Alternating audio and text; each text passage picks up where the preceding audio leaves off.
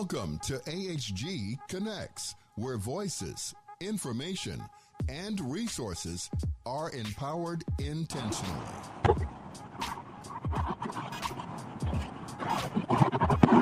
Hello, Ricardo. Hey, how you doing? Oh, good. I see you're back on the road working. Always out here changing lives. That's what I do. Excellent. So, guys, I want to welcome you all back to America's Heroes Show. My name is Yvette Swanson, and I am the National Veterans Homeless Housing Advocate and Consultant. My business, Vet Mentors, LLC, is SBA certified and VA verified, where we house homeless veterans from homeless to homeownership and all the resources in between. And today I want to welcome and introduce you all to a great friend of mine, an amazing lender, and also an Army veteran, Ricardo Wardlow of Loan Depot. He's also one of the chairman's elite. I mean, that's like a top tier loan officer. And you guys are going to be able to hear him tonight on the topics that we're going to be talking about, from homeless to homeownership. So how are you this evening, sir? I'm spectacular and I'm getting better. Thank you for asking, and happy. Excellent. Happy day to you. So Ricardo, tell us how you got to be this amazing loan officer. You know what? I've been a loan officer for almost 30 years. And I think about 20 years ago, I realized this is my calling. Changing lives is what I do. I got to be amazing because it never gets too old. Changing lives is always a great thing. And it just makes me feel so good inside. So I really strive to change as many lives as possible. Yeah, and you've done that. I really enjoy the messages that I receive, and a lot of other people I see receiving on social media get fruit baskets. And those fruit baskets is hey, let's take this buyer to the closing table. Is that right? Correct. That's right. Absolutely. Right. Yeah. So we've housed a lot of veterans over the years, and I'm not sure if you knew everybody's story because things happen so quickly, but we've housed some homeless veterans to home ownership over the years. And that's thanks to you, by the way.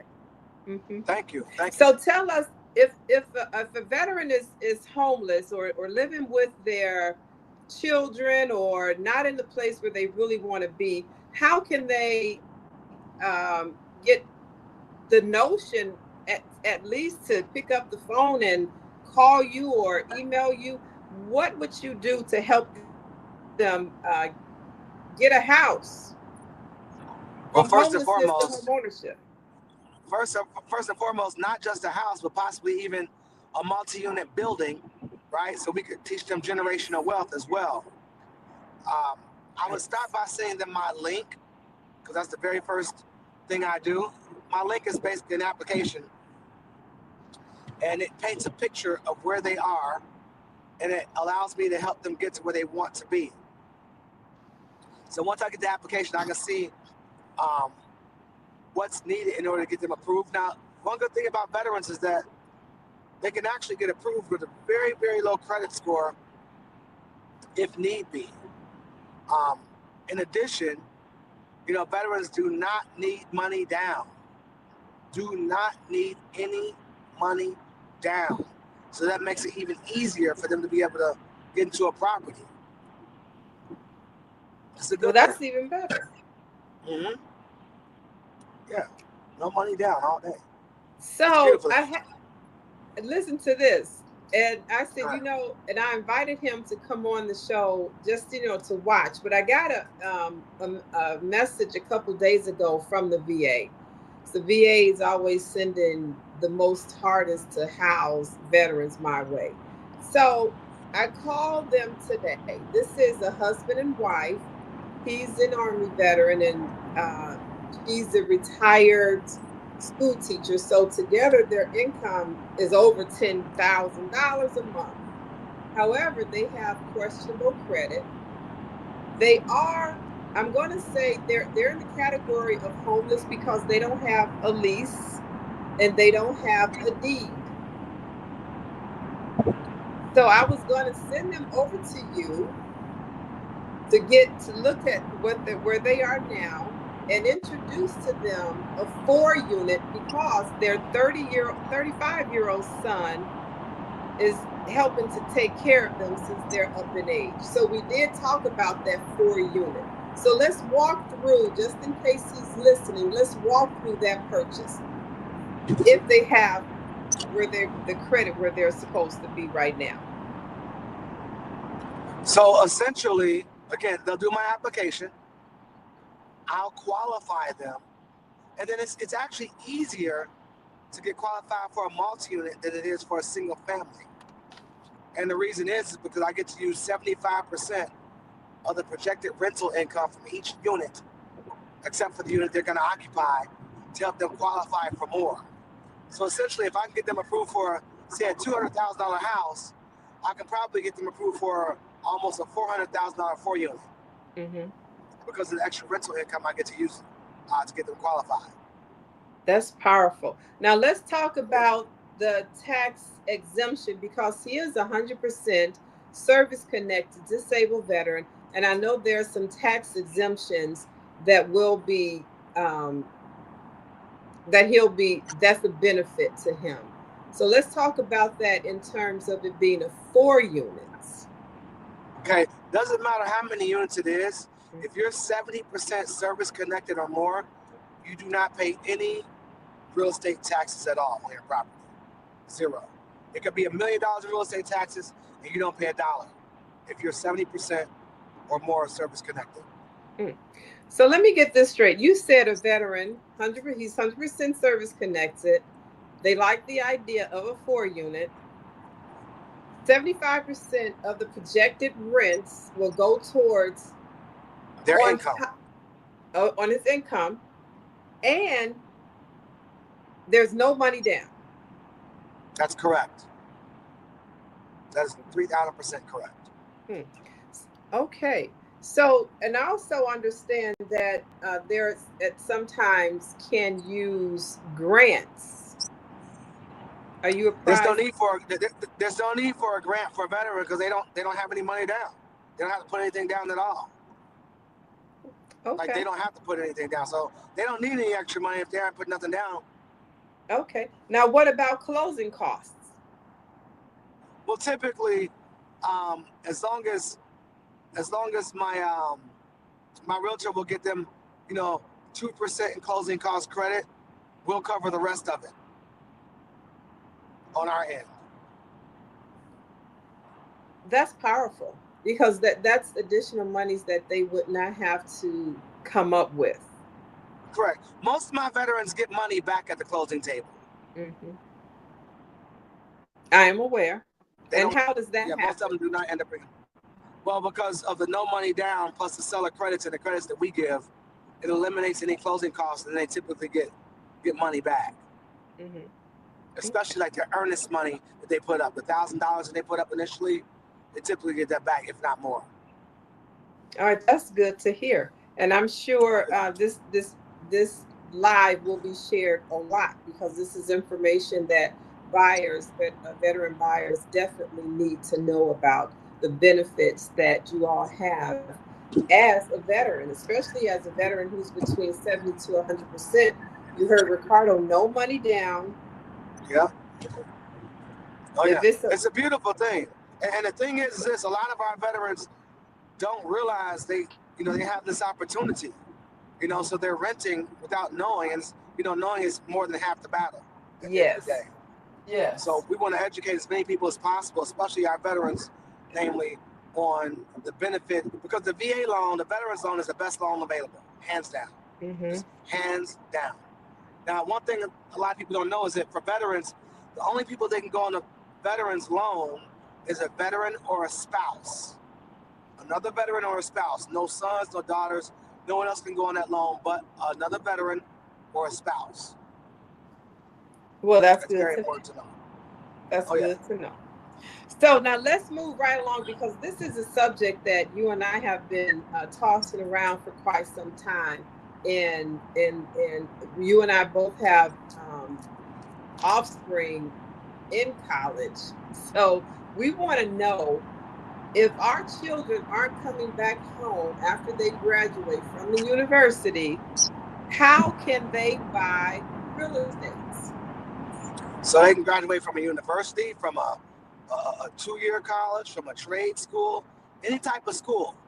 All they literally need are their school transcripts and a job offer letter. Don't even have to have a pay stub yet, and they can buy all day.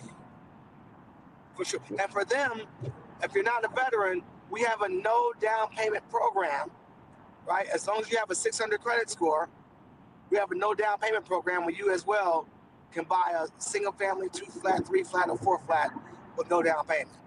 Mm-hmm. And you can be fresh out of college. Oh yeah, it's ridiculous actually. Mm-hmm. It's better. It's cheaper than rent. He went out on me. Yes, rents nowadays are so high. My daughter said she and her roommate were moving out of the dorms next year to rent someplace because it's cheaper to rent. Well, it's cheap. Well, anyway, but she's going to be looking into buying something when she graduates, and we are so excited about that. So again, I want to thank you all for tuning in today, where we're talking about how a VA loan works, especially from the standpoint of being a homeless veteran. And Ricardo and I have housed several former homeless veterans to home ownership. Oh, yeah. There was a group of veterans that I think we did 3 loans on in one at one time. 2 of them closed on December 31st. I want to say 2020, and the other one closed the next week in 2021. And all 3 of those veterans came from a men's transitional housing facility in Chicago, because nobody knew to go to these facilities to have these conversations with these veterans who are homeless with an income. That's all we're talking about. Yeah, these are absolutely. Right. So, some people think the veterans who are homeless all live on the streets, and that's not the case. We have veterans walking amongst us who have $10,000 a month income, and they're homeless in a motel somewhere. Yeah, for no reason, and they can be owning. Yeah, that's because they don't know, and nobody has the information or the wherewithal to say, "Hey, you're a veteran. Here, look." And I have a series of educational books coming out. U.S. military veterans, educational and resources book series by Vet Mentors LLC. And one of them, what we're talking about is helping people help homeless veterans from the social workers. The social workers have turned veterans around, back out onto the street, homeless. One veteran I housed, senior female veteran, 75 years old, 3 tours of duty, 2 bronze medals, income $8,500 a month. Why was she turned around? Wow. Really, why? Because they don't have the resources. If they don't know where the resources are. And we are a great fit to the problem. There lies at the VA level and at other agencies and companies who have storefronts. What would you like to add? Whatever, because we want to hear from you, Money Man. You know what? It just never ceases to amaze me, when I talk to fellow veterans, how, they actually qualify but they don't know they qualify. And a lot of them are like, wow, had I known that, I would have owned years ago. And I'm talking about, I think the youngest veteran I put into a home is probably about 20, 21, maybe 20, probably 21, because I think he went there for like 3 years. And then the oldest was like 79, I believe. There is no time limit on this. Right. If you're a veteran and you're renting, you can own with no money down. It's a beautiful thing. We just have to be educated on it so we know what's available for us. Yes. And I understand sometimes fear plays a factor, but that's okay because we love working with fellow veterans. I mean, we just do. We love changing lives, and especially those of us who have served, our beloved country here, So, yeah. Absolutely. So we conduct veteran housing and home buying workshops at the VA, at the Jesse Brown VA Medical Center, CRRC. That's the Center for Resource and Referral. And also at Harold Washington College in the Veterans Vet Center. We're just waiting for some paperwork to be finalized to open those doors to veterans to come in to hear this amazing information and get the resources they need to move ahead in life. And also, ta-da, I got my official ID today. I am an official volunteer at the Department of United States government, and this I was asked to be vetted. So this is as a result of me being vetted to come into the vet centers and conduct the veteran housing and home buying workshops. So not only is my company Vet Mentors LLC SBA certified and VA verified, is also with the cherry on top. So I like cherries on top. I do too. I like those fruit baskets. Yeah, you do. Oh my goodness. So we have a lot to do in this community here locally and nationwide. As I stated, my title is National Veterans Homeless Housing Advocate and Consultant. And we can take this on the road to your city, your state, to help veterans understand the resources that they have and know where to go get them. Yeah. And there's a lot of homeless veterans out there who don't know that they can own. There's so many of them. So many. So let's make sure this video gets out there and veterans hear about the resources that. Let me just do another plug, because not just one. This book here is for social workers, case managers, and human care professionals. This book here is for veterans to learn how to work in the community with realtors, with landlords, and property owners, and also go back to your social worker to teach him or her. This book here is to help entrepreneurs in Atlanta, Georgia, start from the beginning to the top in opening a veteran care home. This book is for realtors, because over the past 22 years, I've been housing homeless veterans and making a six-figure income housing homeless veterans, and realtors want to know how. People want to know how. If veterans have no money, how can they get housed? Where we're talking about veterans right now not knowing they have the resources to buy a house. And these are homeless veterans. They have resources that we can gain access to, and helping them get those resources to rent an apartment under government funding, using their own funds. And while we're helping them get their credit where it should be to get pre-approved. So we help veterans literally from homeless to homeownership to being investors, like Ricardo said, that for you, you become an investor and now you're a business owner. You have to be. So I'm not sure what just happened to Ricardo. He is on the road going to do some more amazing things in this community. He not only serves veterans, but he loves serving veterans. That's one reason why he's on the team. On the team with Vet Mentors and myself, I am the founder and CEO of Vet Mentors LLC. I'm a national veterans homeless housing advocate and consultant.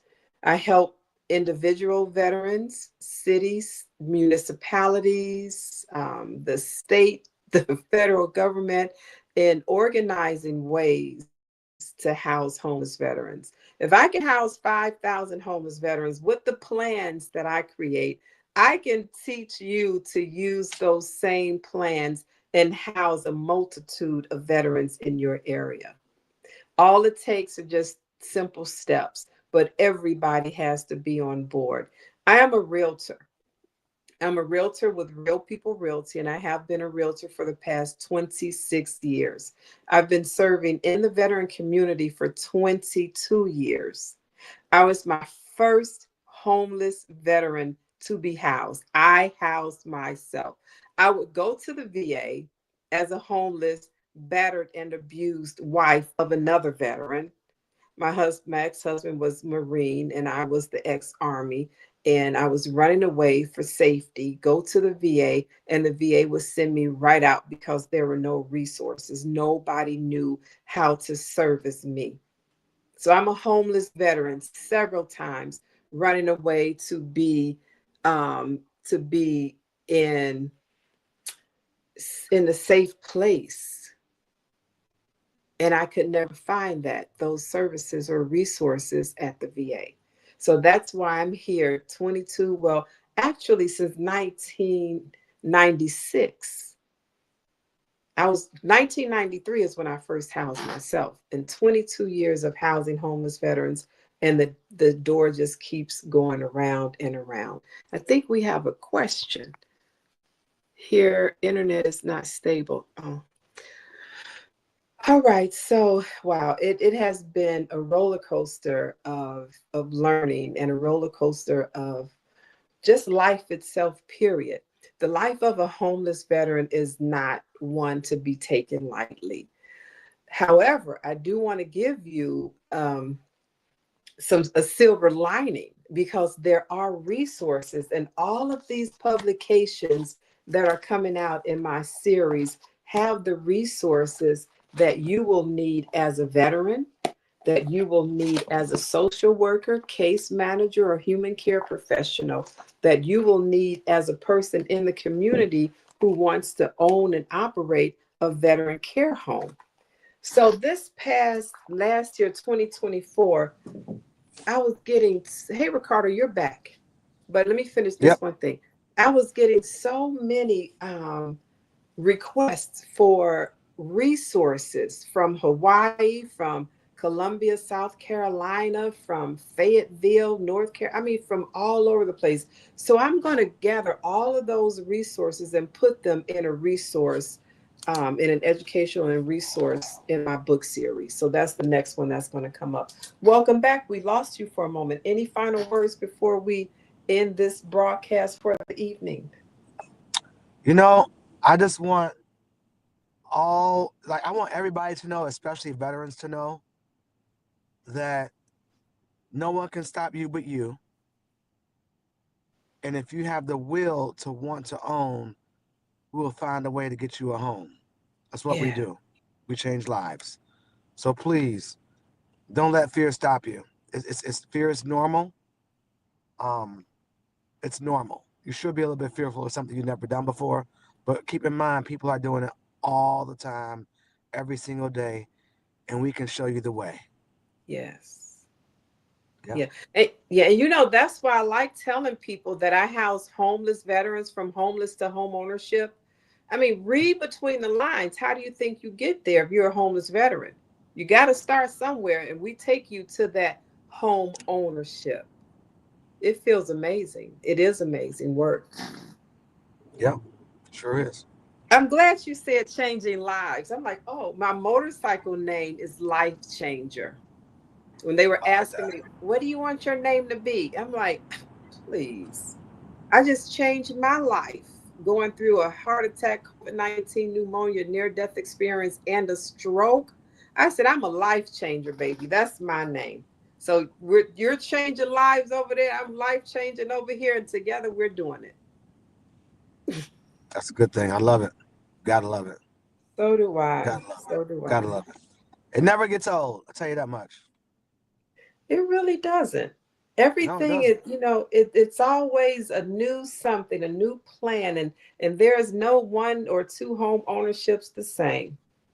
You got that But they right. all come out here, your keys go to your home, and just woosah. It's a beautiful thing. It's a beautiful thing. And the smiles just keep on coming. Yeah, it is. Yeah, it is. I love working with fellow veterans. Woo, woo. Love it. Huh. I Love it, know love it, you love it. do. Me too. Thank you Yeah. all for watching. See you all in a month, the third Wednesday at 5 p.m. That mentors Yvette Jones Swanson, your host. Have a great day, See you, guys. Ricardo.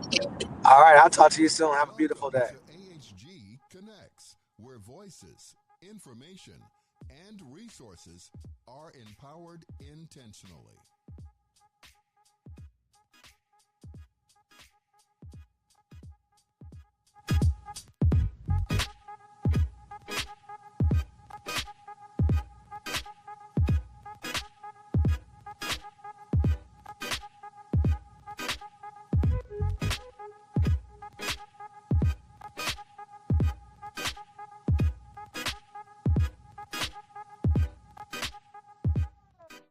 Welcome to AHG Connects, where voices, information, and resources are empowered intentionally.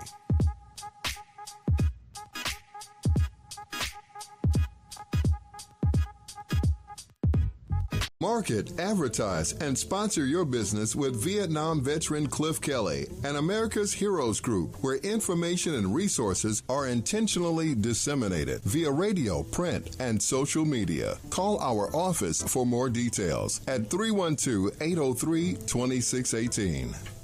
Market, advertise, and sponsor your business with Vietnam veteran Cliff Kelly and Welcome to AHG Connects, where voices, information, and resources are empowered intentionally.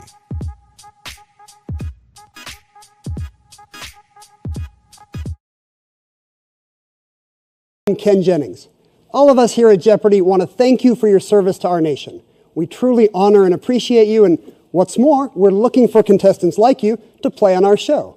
So head to Jeopardy.com now and take the Anytime test, and we're looking forward to seeing you soon right here on the Alex Trebek stage.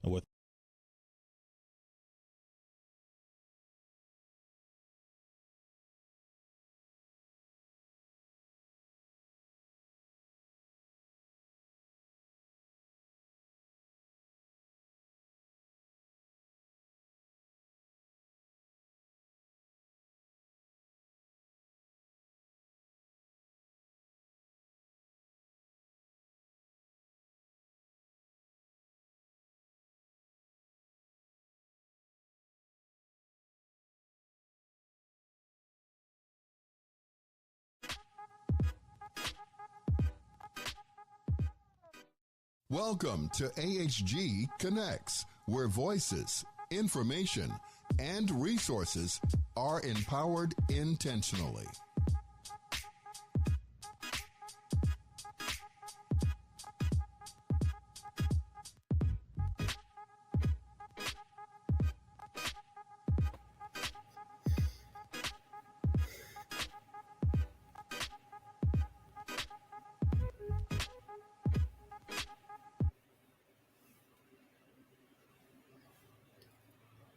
Hi, everybody. Good evening. Welcome to America's Heroes Group live stream digital media show.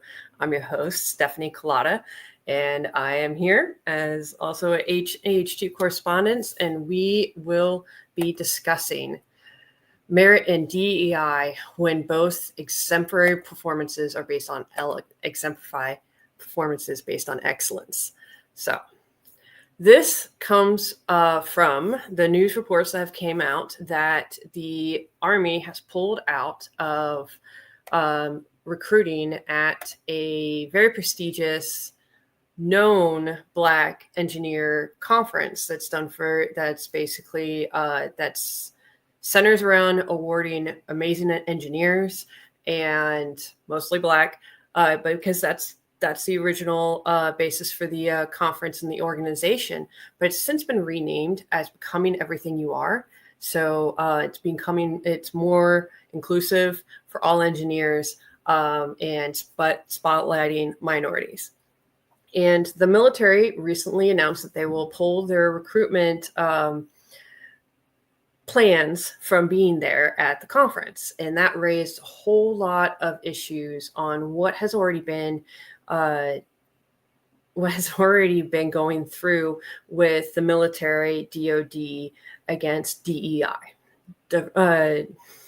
diversity, and of course, I am going to mess up the acronyms, but with DEI, we're going to just discuss the rest of that for this half hour.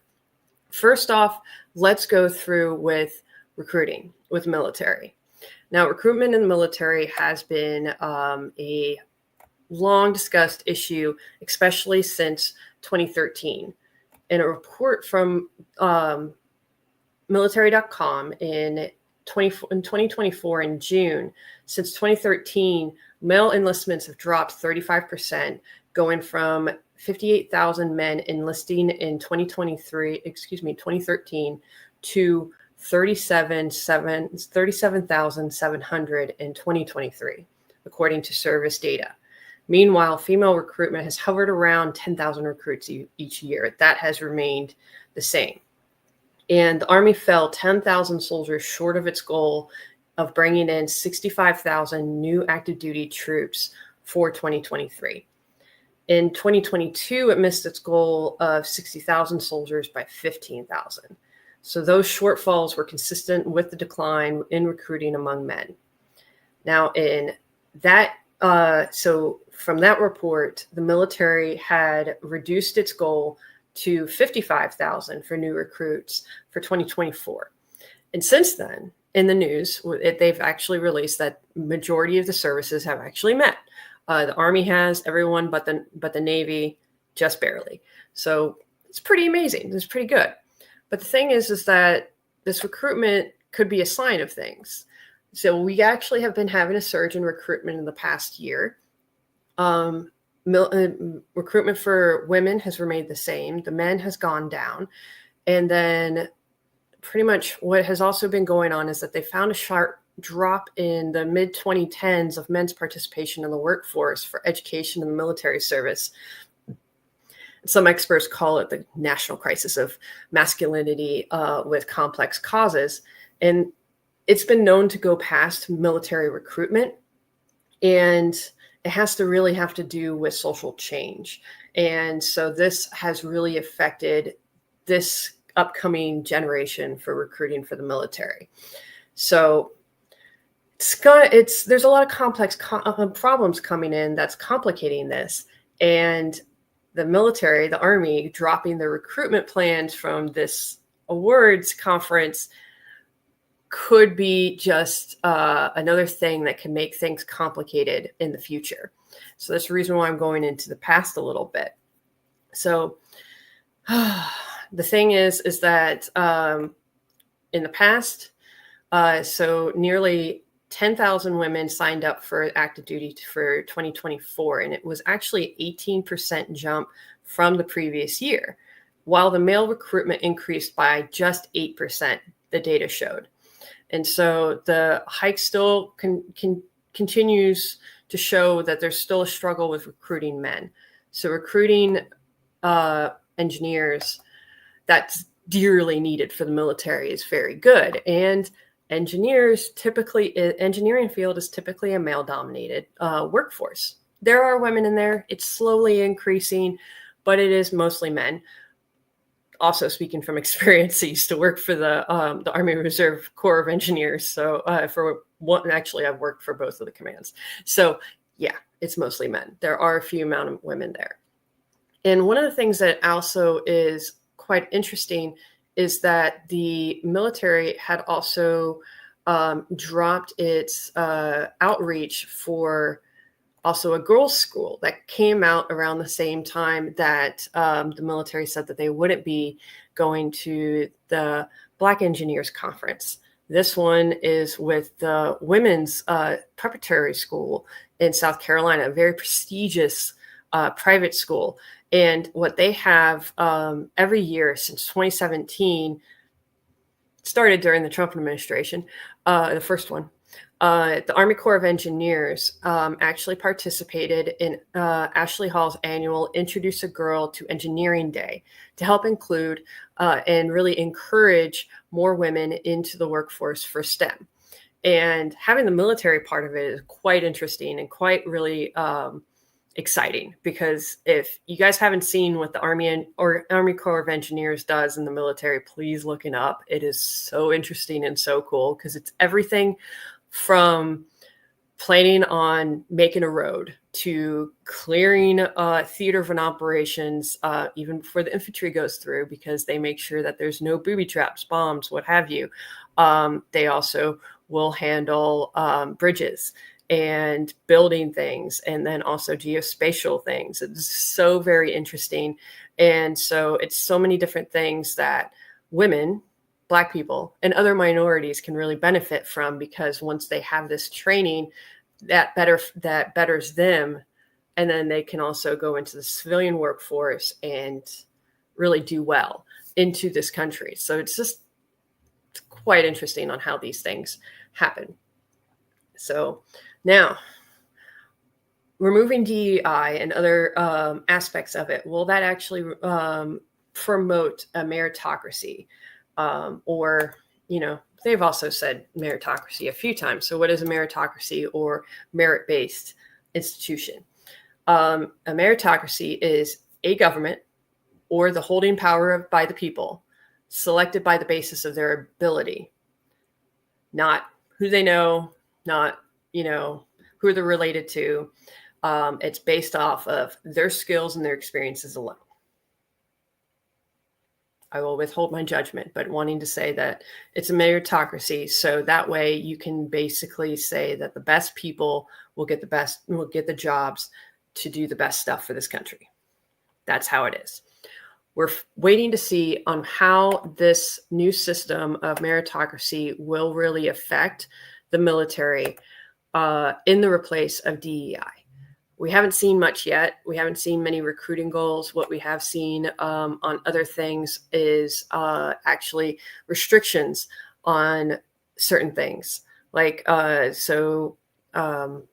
Defense Secretary Pete Hegseth has already said that he is put down a policy of holding recruitment for trans soldiers. So we've got more trans recruits and service members. So we have already a small piece of minority that will be held back from recruitment, which is pretty frustrating. There's an estimated amount of 10,000 trans service members in the military today. So a very small percentage, but still they have been increasing in the last years since they were allowed to openly serve, at least during the Obama administration and during the Biden administration. So we had that, having them included to serve could have very possibly improved the recruiting. So we'll see how this goes on how the recruiting numbers will work out for this year.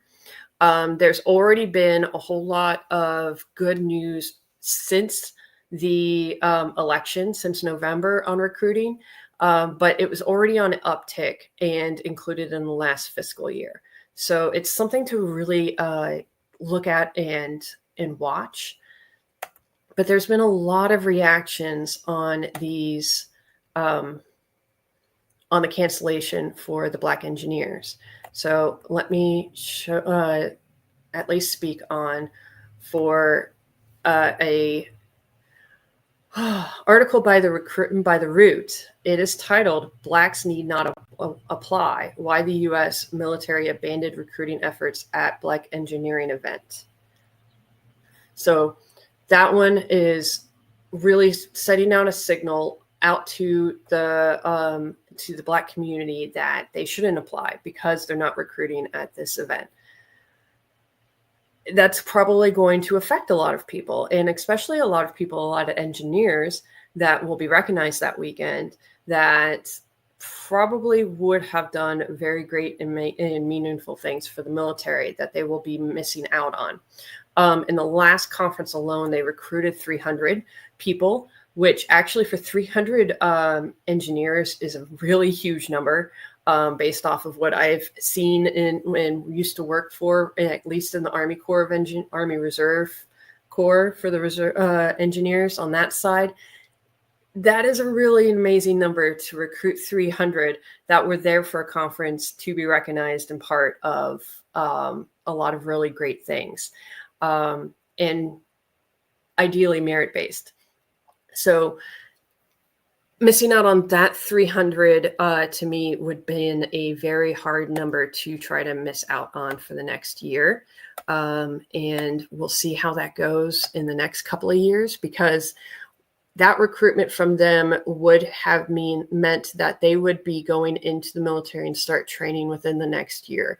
We'll start seeing a change on how the quality of work is with Army Corps of Engineers in probably the next 3 to 4 years, and then onward, because that class of engineers would not be in leadership until probably at least company level within 5 to 7 years, and then higher after that.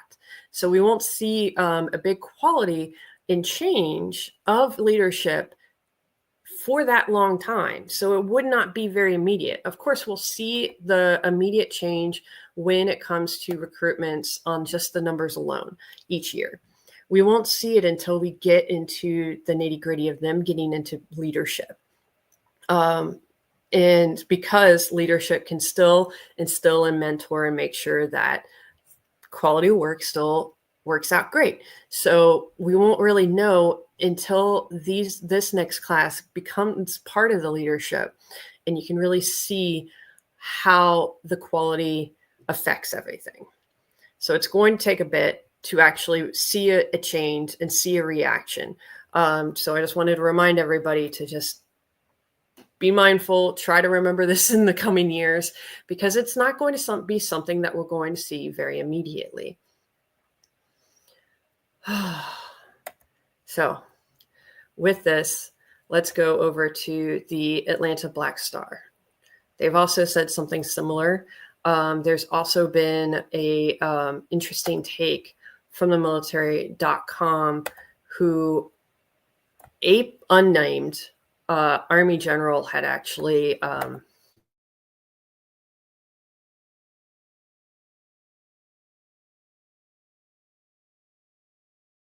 action to Defense Secretary Pete Hegseth on January 31st, who ordered Black History Month, Women's History Month, and others officially dead, and that the military will no longer mark them.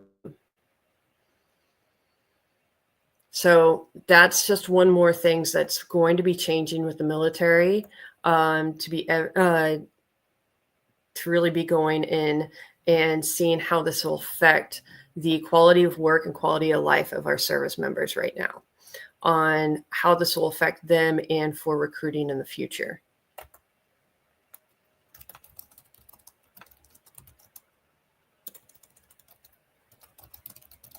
And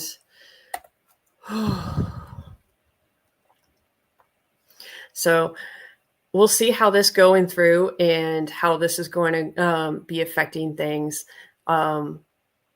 And it's definitely going to be affecting funding in the future, because funding is going to be changing, evidently, since we've already been seeing government funding changing from the military or from the president for the funding freezes. So we already know that the budget is going to be pushing out soon.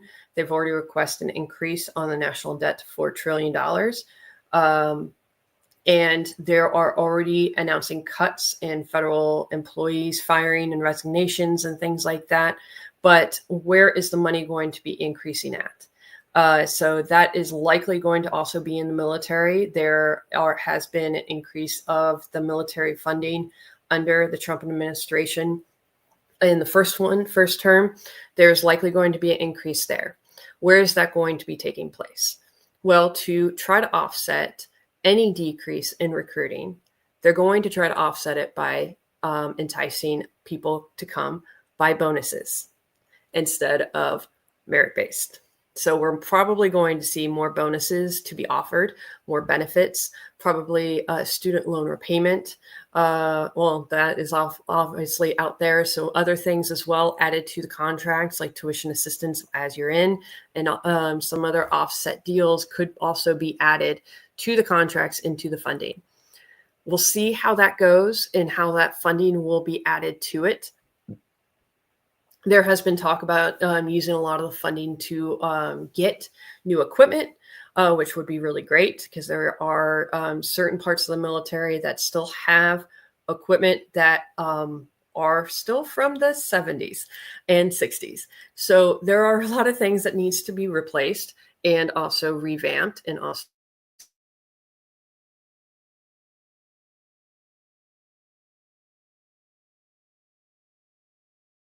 because how this is changing things. There's already been reports, and I'm going to relate this back for women, at least the other minorities. This is affecting for women in the military. There's been small changes that has been seen out there that has been under the under the category of DEI. One of the things out there is army.mil/women, which is specifically for women-based things in the military for the Army that they've had out there. That link no longer works. So unlike other things that has been canceled, suspended, like the U.S. refugee program under the State Department, that link no longer works at least since the executive order that suspended it and canceled 1,600 Afghan refugees flights. That is a sign of suspension. For army.mil/women being canceled or being the link not working can also be another sign that is not working and that is also suspended. It's affected other things like veterans right now. So the Center for the Veterans Center for Women and the Veterans Center for Minorities, both of those leaders that led it has actually been fired by the Trump administration. And some of them have been there a while. I believe there is still appointed under Biden. So, I mean, a new president, you can understand, but to be abruptly fired and they were not honestly, they're not part of the actual big appointments that Congress will be going through. So they were still appointed by the presidents and things down the road, but going through the whole rigmarole, going through Congress was not something that they've actually gone through.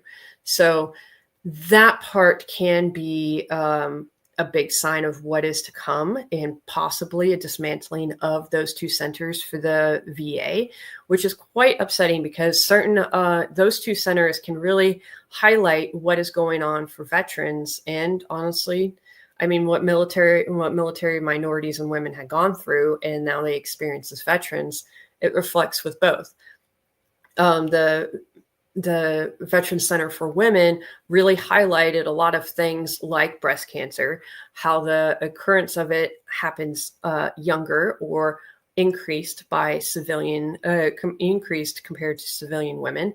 They also focus on a lot of things like homelessness for women veterans, which have a higher likelihood.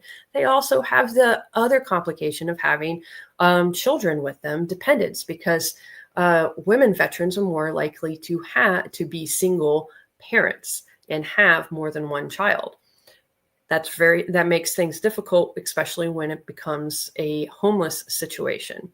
And the Center for Women really did help focus on that and advocate for the funding, the coordination for those programs.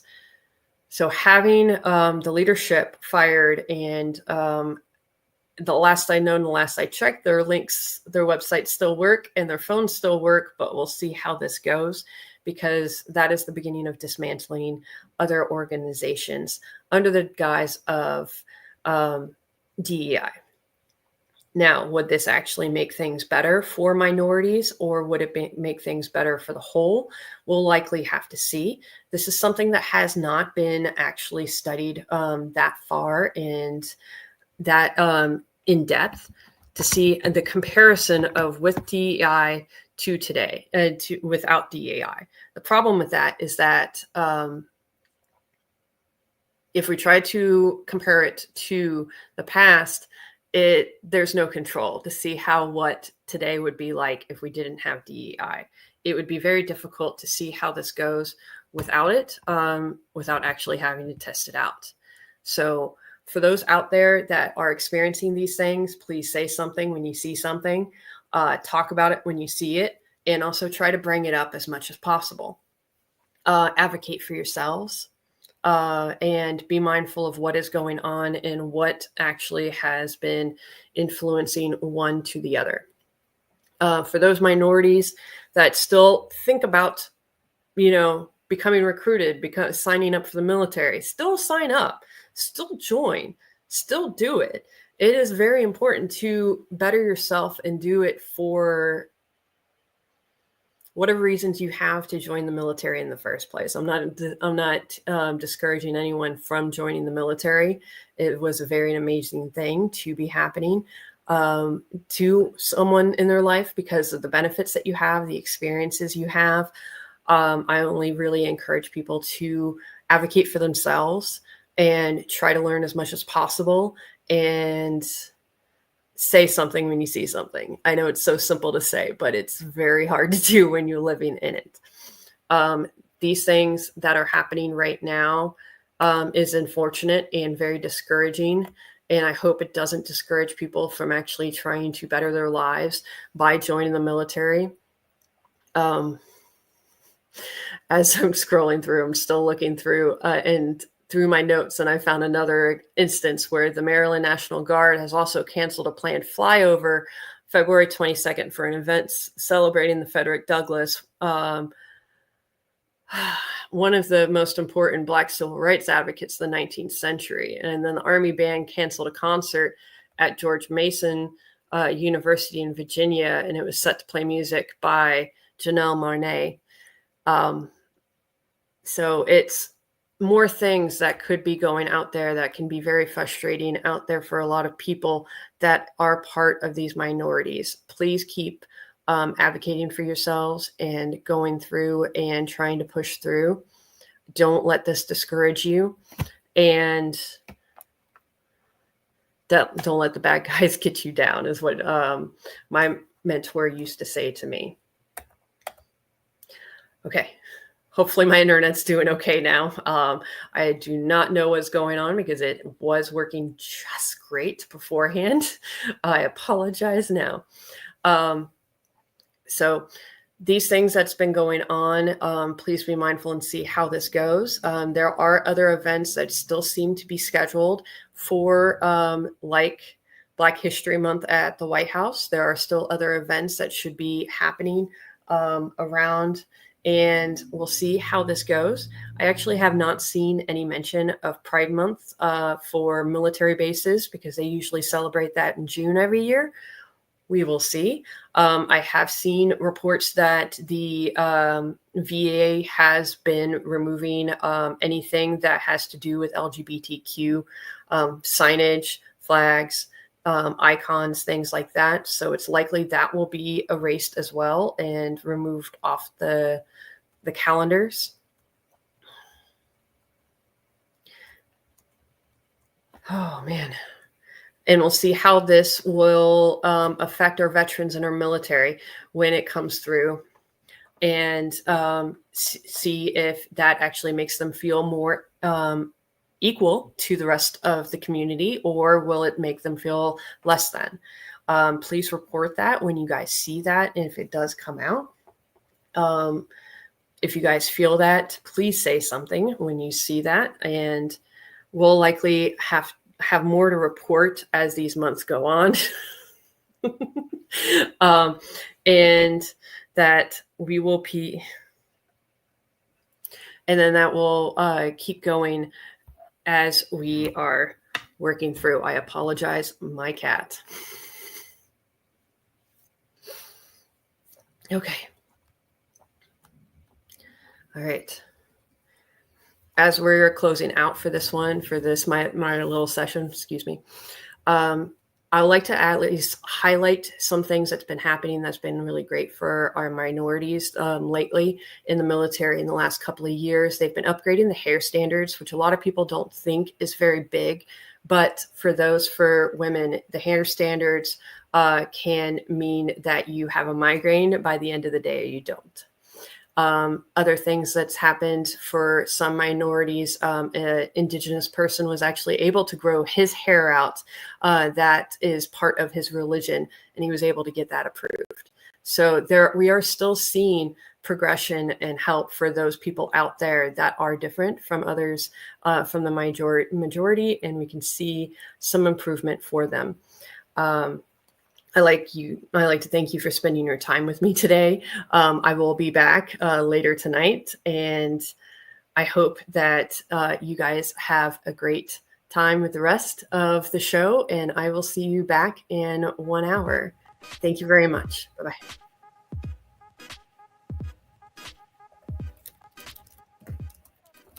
Welcome to AHG Connects, where voices, information, and resources are empowered intentionally.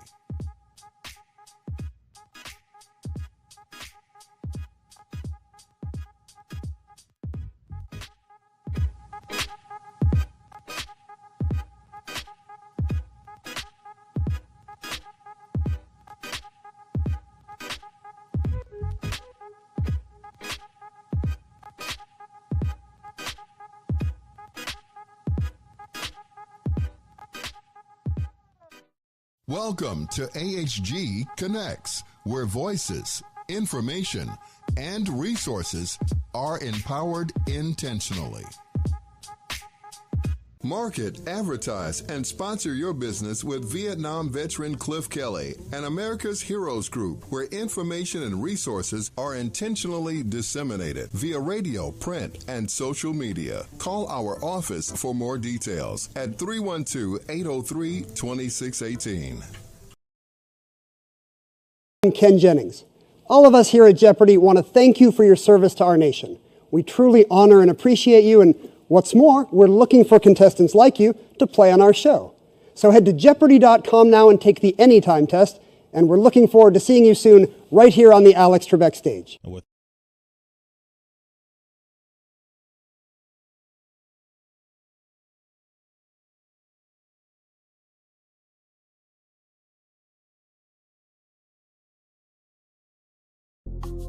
Welcome to AHG Connects, where voices, information, and resources are empowered intentionally.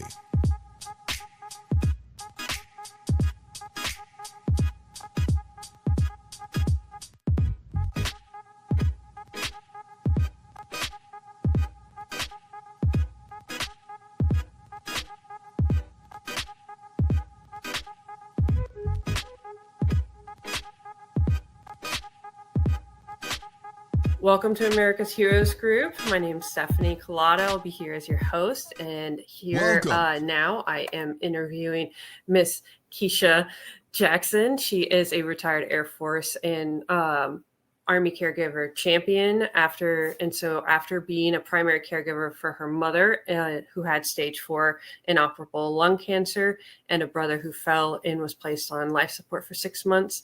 Keisha's here to share knowledge that she's gained and has become a very ardent supporter for family caregivers out there. So welcome, Keisha.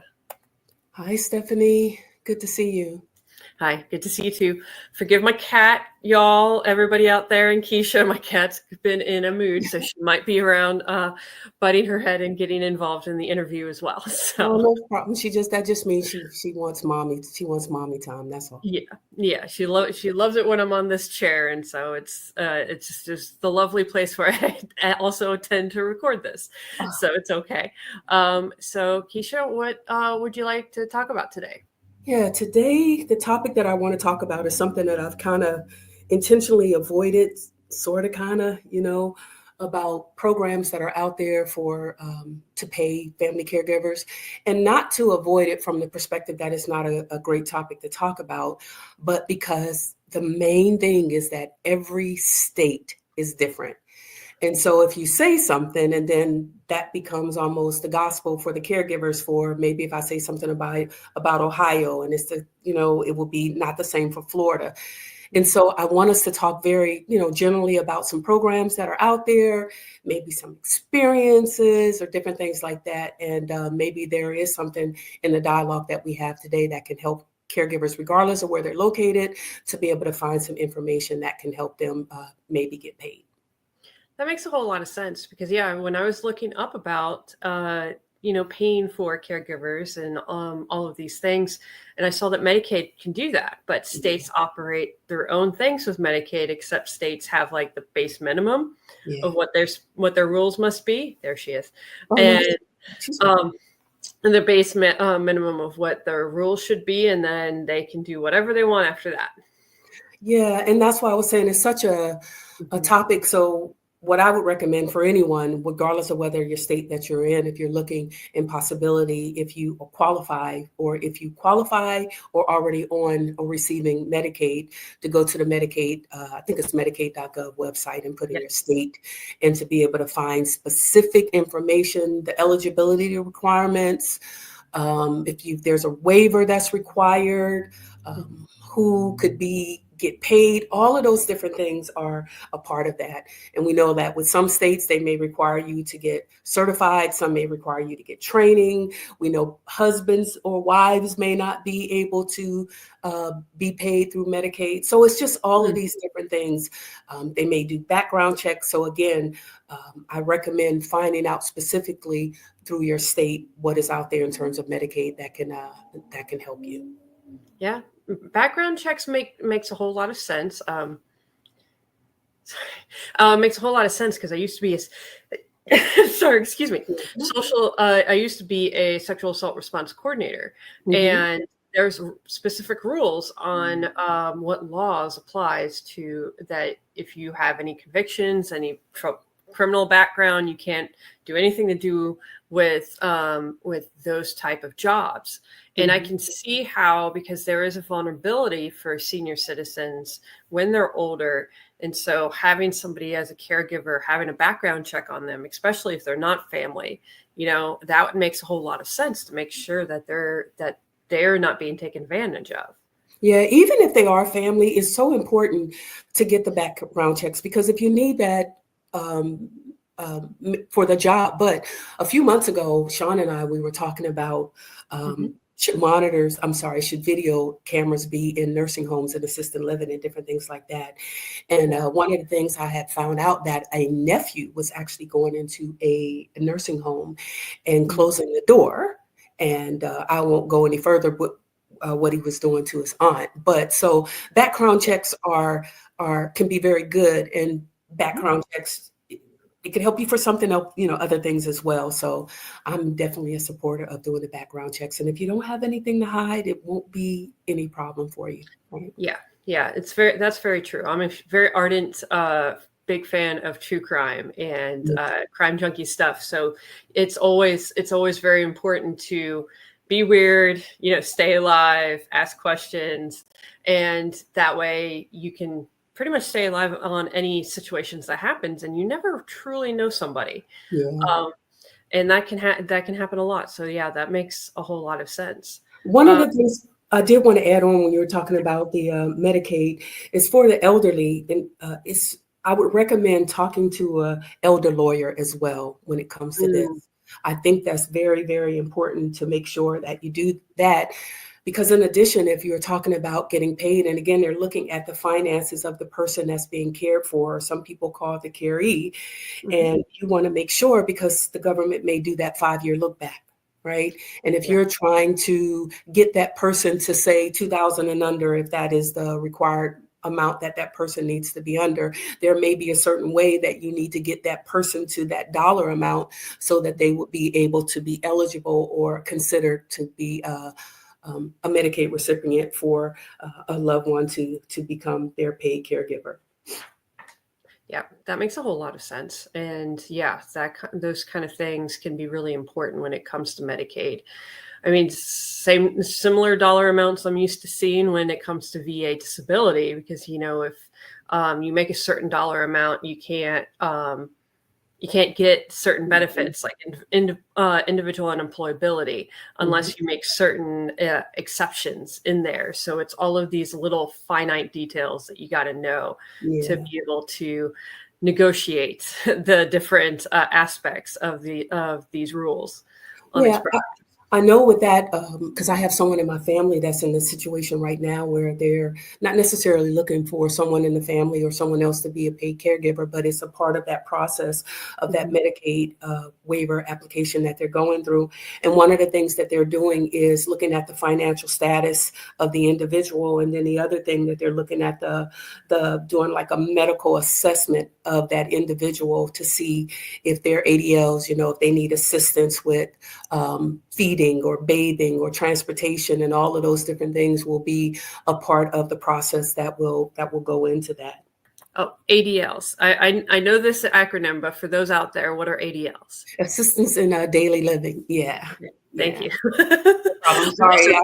I've seen it as activities too, but assistance is another good one. So yeah, I wanted to make sure that everybody is aware out there. Yeah, and activities of daily living is probably the primary one, but just being in a mindset of it, assisting those because you're assisting the individual in those daily activities. So yeah, that's definitely something that they are going to be looking at to make sure. And I think it might be in the state of Georgia that there's a minimum of maybe 5 hours that's required, that for you to be getting paid, that individual needs at least 5 hours of care.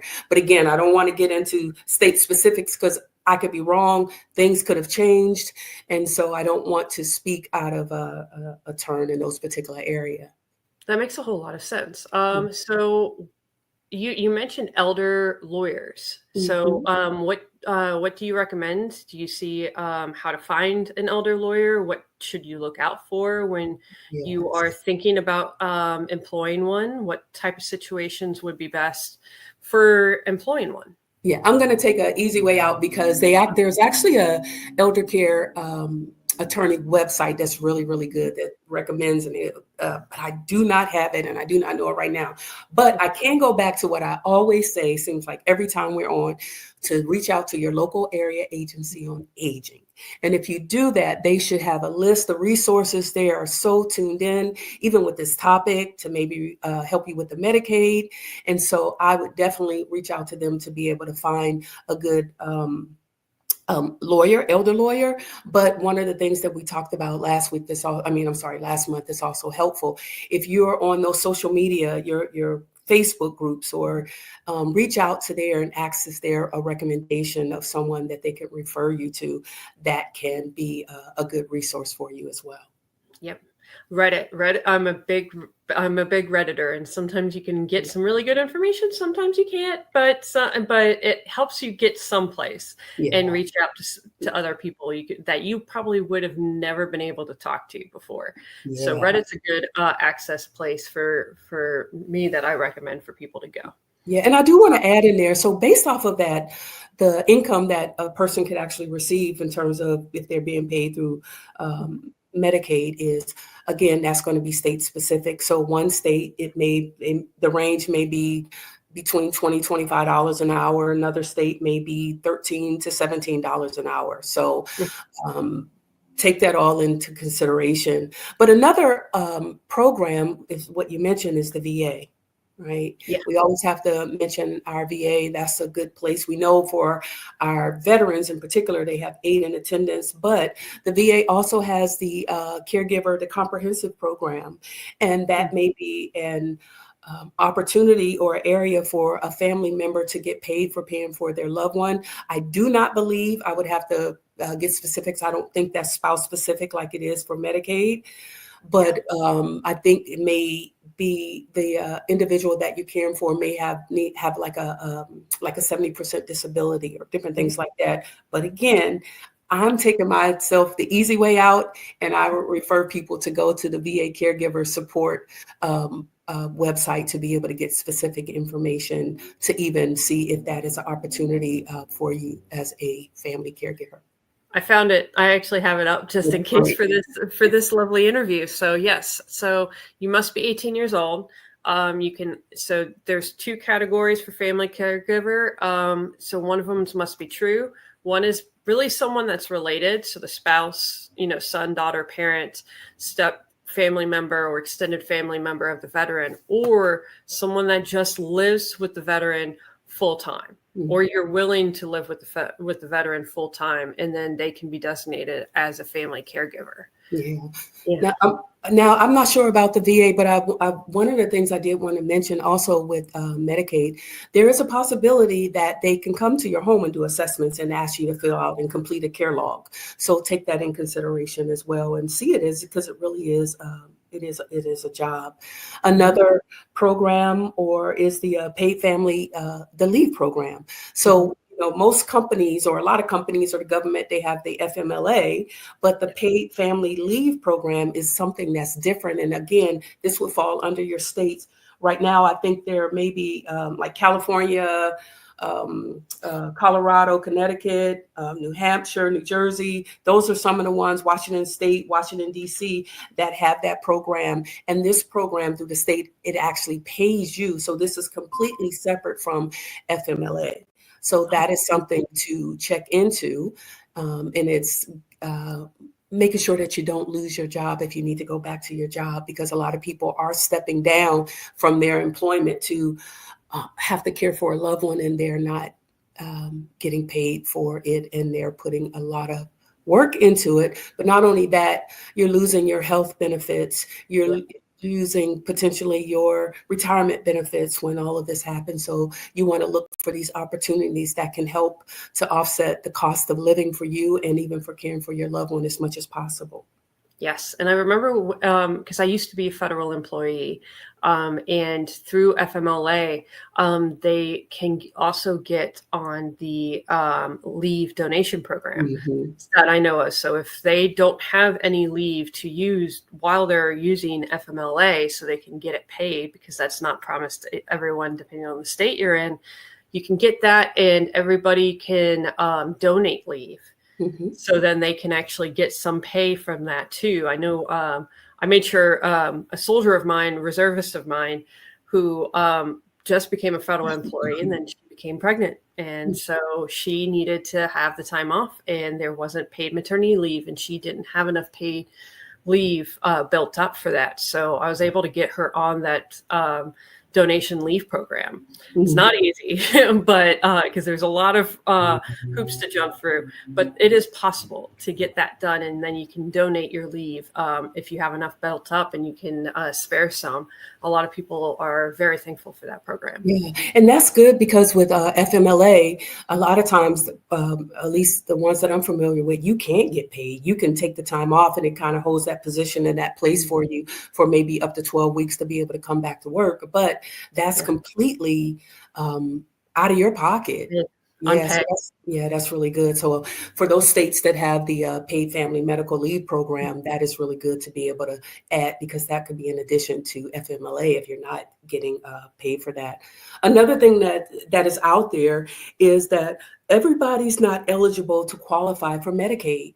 And so there could be a possibility that their income, whether it's retirement or whatever, is too much. And so there's an opportunity for an individual potentially to pay an individual, a family, a loved one to care for that to care for them. Again, this is something that you would definitely want to talk to a lawyer about to make sure that the actual contract is the right contract is put in place for you to be able to do that. And, I believe the contract is called a family caregiver agreement. Okay. And so that will help that individual to do all the paperwork, to be able to show, yes, I am paying this individual to care for me. You know, it's been said that if a person is doing that, maybe do a 1099 so that way you can file taxes. You know, maybe if you don't need the money that you're getting paid, put it in some type of retirement account for yourself. So there's that's another opportunity as well, if you don't qualify for Medicaid or some of the other affordable programs that are out there to help individuals. Yeah, that's really important because I know cause I'm looking at the eligibility requirements for the veteran, just for the veteran, the VA caregiver program.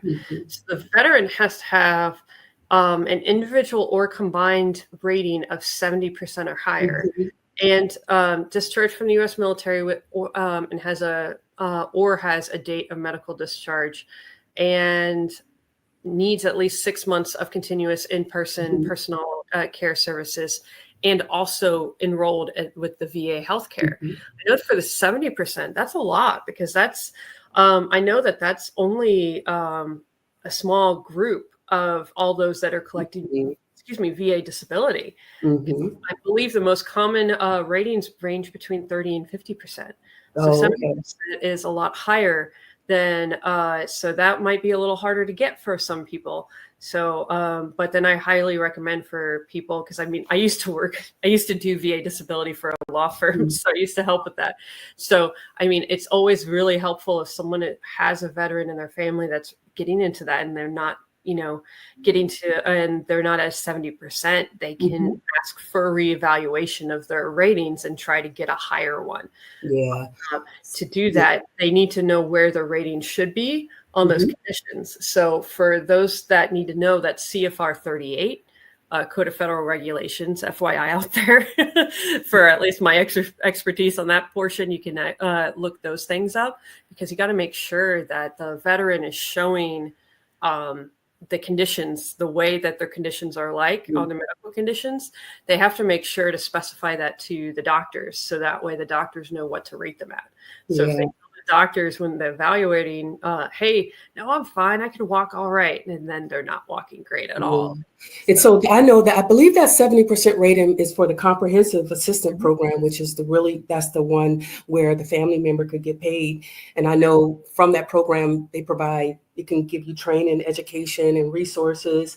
It has something that they added not too long ago. And when I say not too long ago, I don't mean months, it could be a year or so, was potential health insurance for the actual family caregiver, mental health counseling. These are some of the different things that I know that are being added onto that program, and maybe potential travel, beneficiary travel. So that's really good for those that are family caregivers from the comprehensive program. But then the general program, I know with that, it's not one that provides pay for it, but it's mentoring, some other things, support. You have the 800 number that you can call in for both of those as well. So that's for the VA. Yes. And I remember a couple of years with the VA caregiver program, they had an issue with the system and having the logs, and then they dropped a lot of people out of there, and then they oh, never mind, it was too stringent. And so you haven't heard of the caregiver program in a long time since then. I remember that was about 3 years ago. So there was a lot of changes in there, but I hope it's getting a lot better. Yeah, it's so hard to say what's going on right now. And then, when administration changes, we're never really sure what's going to happen or what's going on out there. But again, just like we're saying, to reach out to your local state, reach out to your local or your closest VA office to see what's out there, what programs are out there, what changes are out there, if there's anything that you need to know to be able to help you and to help your loved one that you're caring for. Yes. And I did want to go back to because a lot of people, if they have a veteran that's not in the program or enrolled, I do really recommend that the veteran can just apply for, because if you're not enrolled in the VA healthcare, you could fall outside of the time required to enroll. So yeah, I do. So it is really best if they do call the local VA and then try to at least file a claim. Because if you get 0%, you can enroll. Yes, exactly. So you can get that, and then you can get started with the care, and then you can apply for more ratings, and you can get up to what you need. So it's really important to help encourage somebody to do that. Well, that's good. Another one that I wanted to mention is long-term care insurance. There's a possibility with long-term care insurance that there is written in there's a cost to cover the cost of care for people that are unable to pay. So look at that. Potentially your loved one, if they have long-term care insurance, we know maybe not a lot of people have it. I was watching a podcast of, it's probably a few years ago, but the information just blew my mind. It was saying that there was only like 3 to 4% of people pay for long-term care policies, but well over 70% of people as they age, it would be beneficial for us to have those. Wow. So, but if you have a loved one that has a long-term care policy, to look at that policy and see if there's any words written in there potentially to pay the cost of care for that individual that's being cared for. Yeah, that's really important. Oh my goodness. Yeah. Because I've never heard of the long-term care insurance. That's really interesting to try to think about and see if it's available for people out there. Yeah, that's one. I want to mention a couple other things as well. I'm not sure where we are on time, but AARP has a website. It's called Pay for Care. Let me just go to it and say specifically, because I definitely want people to have this information. It's paid, PAID, the number 4, care, CARE, .aarpfoundation.org. And what I like about going to that website, if you go there and go to their the actual hub, there are some questions that you can be asked to help you to find out if you are eligible, what programs, find programs that pay. And for you to check your eligibility, you could, I'm gonna go there and it says 4 questions. It asks you what state, now this is the individual that you're caring for. Is the individual I'm gonna put in some information. Let's just say we'll put in Florida, okay? Yes. All right. Are you caring for a veteran? I'm going to put no. Okay. The next question is, where does your care recipient live today? I'm going to put the selections are on their own, with me, or in a facility. I'm going to check on their own. And then the last question is, what insurance does your care recipient use? And it's Medicaid, Medicare, both, VA benefits, other insurance. I'm not sure. I'm going to click on Medicaid and then hit submit. Okay.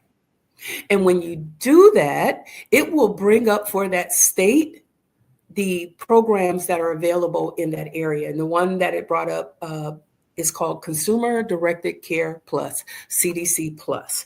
It provides the population that it serves, and in this case, adults with intellectual development disabilities, children, and it provides a phone number and more information for you to learn more. And so again, the website is paid, the number 4, care.aarpfoundation.org. That is a good website to be able to go to find out specifically, help you to find out what's available in your state. That's really important to know. Thank you for pointing that out. Yeah, there's some others like that, and I'm not sure, I've heard there could be scams or not, different things. But again, it's for the individual to do the research, to specific research. We bring the information, we share it, but we can't do everything, right? We want people to do the legwork, and we talked about lawyers, but another one is called AIDALY, and that's AIDALY. I can go go back to my military spelling if I need to. But what it is family caregiving is what they do is we help you get paid. And so the same thing, you could go there and it tells you how it works. It checks your eligibility. I think they partner with the government, maybe like Medicaid or something like that, and potentially hire you to be that family caregiver. So that is something that I would recommend as well to check. And one more I would recommend is go to care.com, care.com. If you go to care.com, you could find out by going there that if there are jobs in your particular state, in your particular area, if they're looking for people to care for a loved one or different things like that. So those are just some of the things: Medicaid, VA, long-term care insurance, self-pay, paying yourself. You can go to the AARP website, care.com, Italy.com. These are different state programs to be able to go. There's also tax credits. There's not necessarily getting paid, but there's some tax credits that are out there. Oh, maybe wow. out that information. So maybe you could get a credit for your dependents. Just different things. So a lot of information to try to cram into a little bit of time. So hopefully something that we've said will spark someone to look into going to Medicaid, going to VA, going to local area agency on aging, looking at some of these other things that we talked about, like the AARP Pay Hub, and find out what's information that is out there. Paid for Care hub, to see if they can get some good information and hopefully maybe offset some of the costs, that out-of-pocket cost that we know that's very expensive to care for our loved ones and trying to maintain a household for ourselves.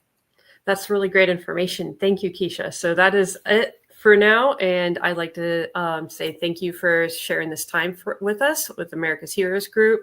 Have a great night. All right, Stephanie, have a good day. And I see your kitty. Tell the kitty bye-bye. Bye.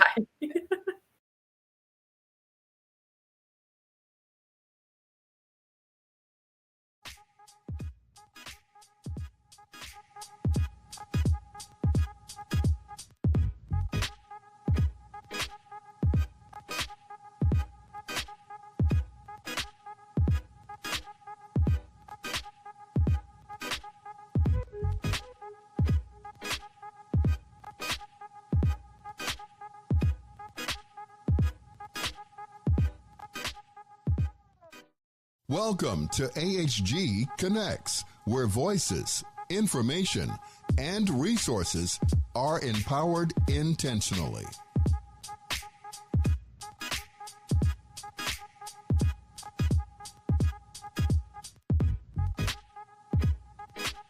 Market, advertise, and sponsor your business with Vietnam veteran Cliff Kelly and America's Heroes Group, where information and resources are intentionally disseminated via radio, print, and social media. Call our office for more details at 312-803-2618. I'm Ken Jennings. All of us here at Jeopardy want to thank you for your service to our nation. We truly honor and appreciate you, and what's more, we're looking for contestants like you to play on our show. So head to Jeopardy.com now and take the Anytime test, and we're looking forward to seeing you soon right here on the Alex Trebek stage.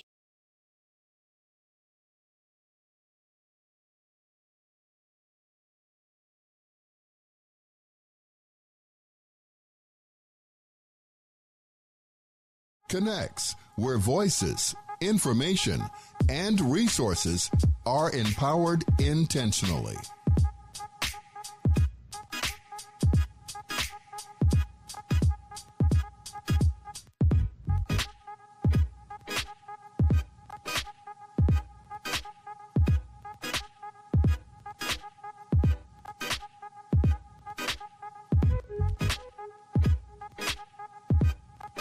CEO of NAMI Contra Costa. As you know, NAMI is 650 affiliates across the state in place to support individuals who are impacted by mental illness. I have with me today LaTanya Brown Thompson, who is an individual we've identified as someone who has been able to help us with tools around supporting people who are having a difficult time. So self-care tools. We've been pretty busy this week at NAMI answering the telephones from individuals who are actually this time kind of moving past the horrific fires that we had in Southern California. And now their focus is on changes that have been made through our newly elected president that's impacting communities across the nation, with probably about 100 or more changes that he's made. We're standing in solidarity at NAMI Contra Costa and have actually brought on more Spanish speakers because our phone lines are really heavy. So we got more volunteers able to answer the questions that are coming in from individuals who identify as undocumented. Through that first week, there was family members who were not bringing their children to school because they were worried about deportation. Of course, there's been a lot more than that. We try at NAMI to make sure we're meeting the needs of all. And so we also have had quite a few conversations with individuals and made stronger connections with nonprofits that work with the LGBT community because of all of the legislation that would definitely impact those community members. And all of this is also fallen under the changes that some feel are going to harm them when we stop utilizing diversity, equity, inclusion, things that advance that our communities around creating a sense of belonging. So LaTanya Brown Thompson supports our efforts at NAMI with supporting not just our staff and volunteers, but the broader community by offering up some tools that we could utilize when we're in this time of uncertainty. I've heard many people speak to the fact that, hey, this is kind of feeling like COVID 2025. So LaTanya, can you share with us some of the insights and support that you've been offering for these individuals who are carrying so much uncertainty? Yes. So the most important thing is to slow down and listen to your body and have compassion for you.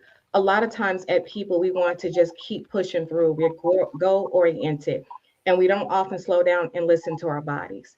And so before I talk about self-care, I want to talk about some of the warning signs that shows up that we don't pay attention to.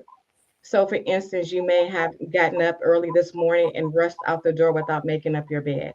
You may have clothes on your bed or in a chair. You may have laundry on the couch where you haven't folded up and put away. You may notice that you're eating out more or that you're actually spending more money. You may also notice that you're eating more processed food, more sugar, more carbs, and that your body is craving it. And I say those are the warning signs because it's the early indicator that we are trying to suppress something and that we're dealing with something. And so normally those are the things that we want to pay attention to so that we know that we're heading in that direction. The other thing you may notice is that maybe you're not sleeping or you're sleeping too much. You don't have the energy. So kind of pay attention to those things. Some things that we can do to provide self-care is begin to have like a morning routine, something simple. Don't overdo it. Don't overextend yourself. So something as simple as making up your bed, opening up the window, getting fresh air, having a breakfast or something that you put on your stomach, making sure you have a to-do list, and then being okay with everything not being done in that day. Having white space on your calendar, and then taking small mini breaks. One thing that I do, if you're at work or even when you're getting busy throughout the day, is I will set my phone for 5 minutes. And what I'll do is I'll simply just put my hand on my chest, I'll close my eyes, and I'll just pay attention to my breathing for 5 minutes, and I'll just relax.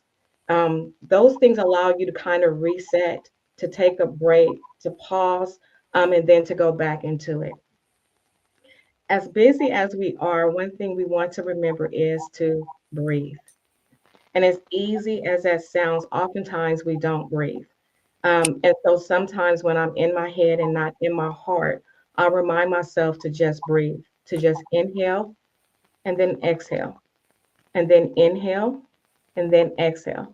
And so if you're with me, why don't we just do it as a group, right? So wherever you are, just kind of make sure that you're grounded. Make sure that you can feel the ground. Make sure that you can feel the chair that's supporting you. Make sure you're kind of just relaxed. And what I want you to do is I just want you to slowly inhale, just slowly. And I want you to hold it for 4 seconds.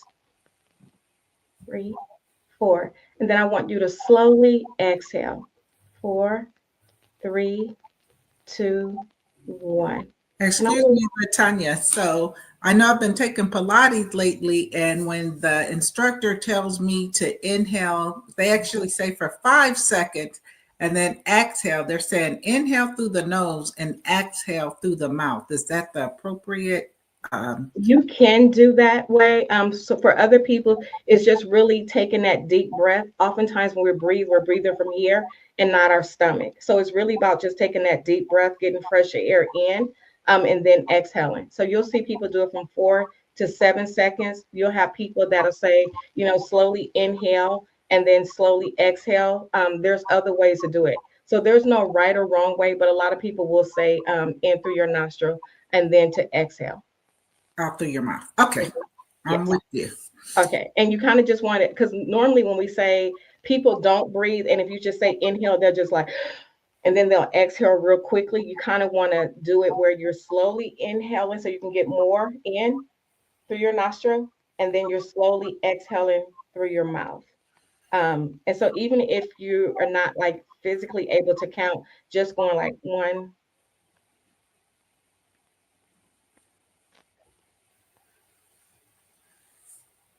and if you do it like 2 or 3 times, you'll realize that you're a lot calmer, and that you're able to kind of reset. And so when you feel yourself getting frustrated, angry, in your head, and I'll often say in your head means that you're just kind of processing it, but you're kind of disconnected. You're not really connected to it. And so I often tell myself, get out of my head and into my heart. And that's usually where I have the compassion, the nurture to be fully present. So that's one thing that I do. Another thing that I do is whether you have a smartwatch or an Apple Watch, I monitor my sleep. I'm able to tell like from the night before based off like how much sleep I got, if I was up, if I got the deep sleep, if I got the REM sleep. I'm kind of able to kind of prepare for my day. And then kind of to monitor so that I know like what nights I'm up and how long I'm up. And so you can purchase that.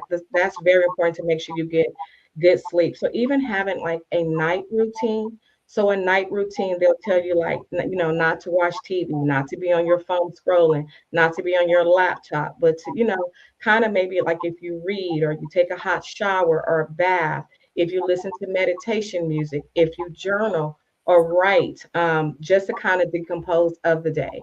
Writing has been very helpful for me because it allows me to release and kind of process what's going on in my day. A lot of times for me, I will have feelings and I'll try to either avoid it. And avoidance could look like suppressing it or moving past it and not really allowing yourself to feel it and then to process what's going on to determine how to move forward.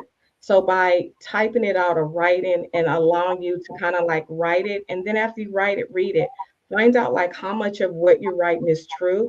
And if a lot of it's just your emotions, your feelings, and then ask yourself questions like, what is it that I'm really looking for? If there's something that an individual should be writing, like when I've often used the journal, and when I look through my journal each year, it's usually birthdays and the beginning of the year. I'll use the journal just to write down my soon to be broken resolutions or intentions. But when you say write, are there particular focuses that we should be writing on? Yeah, so you can have like a gratitude where some people just write what they're grateful for.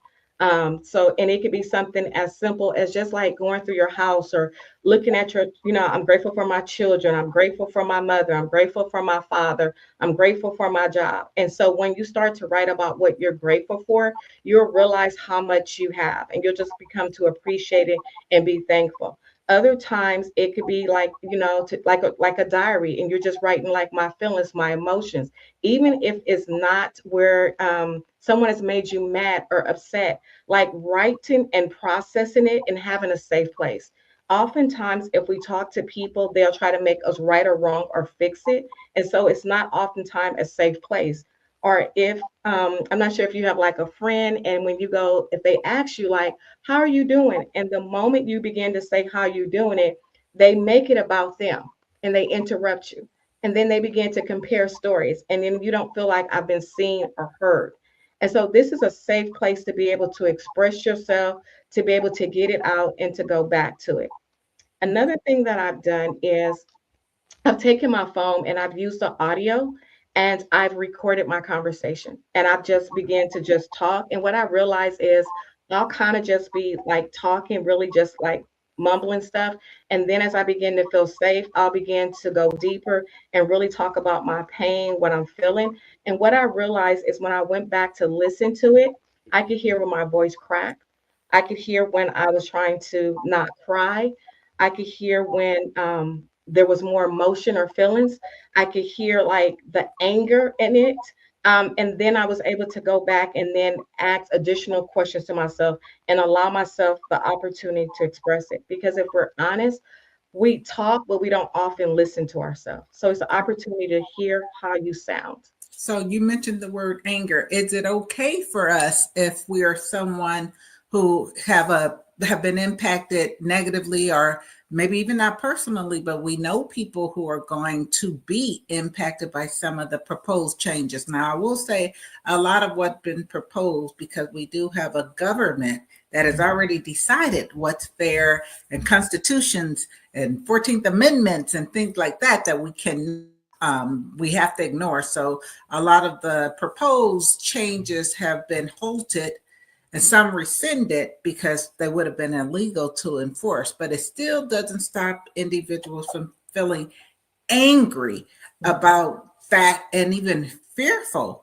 How does one process when we're all taught, and many of us operate from a place of a faith practice that says, hey, you shouldn't be angry, or we use words like too blessed to be stressed, but we have some very real threats in place to our humanity. So is it okay to also, I know we have used individuals and talked to individuals who aren't writing, but they're punching. How do we get out the frustration, the anger in a more healthy way for us? Because I think many of us are living now, because we're not breathing, in flight or fight mode. And that's, of course, never healthy. Yes. So when you use the word anger, there's a thing called emotional will, and it'll tell you like anger is a word that we use, but it's really like underneath it, going deeper and finding out what are you angry about, right? And so when you start saying like, what are you afraid about? What are you fearful about? And so when you start to go deeper to ask yourself, what am I afraid about? What am I mad or upset about? And then having a healthy way to release it. So whether it's running, whether it's cardio, whether it is walking, whether it's Pilates, yoga, photography, dancing, like whatever way it is for you to be able to express and relieve those emotion feelings.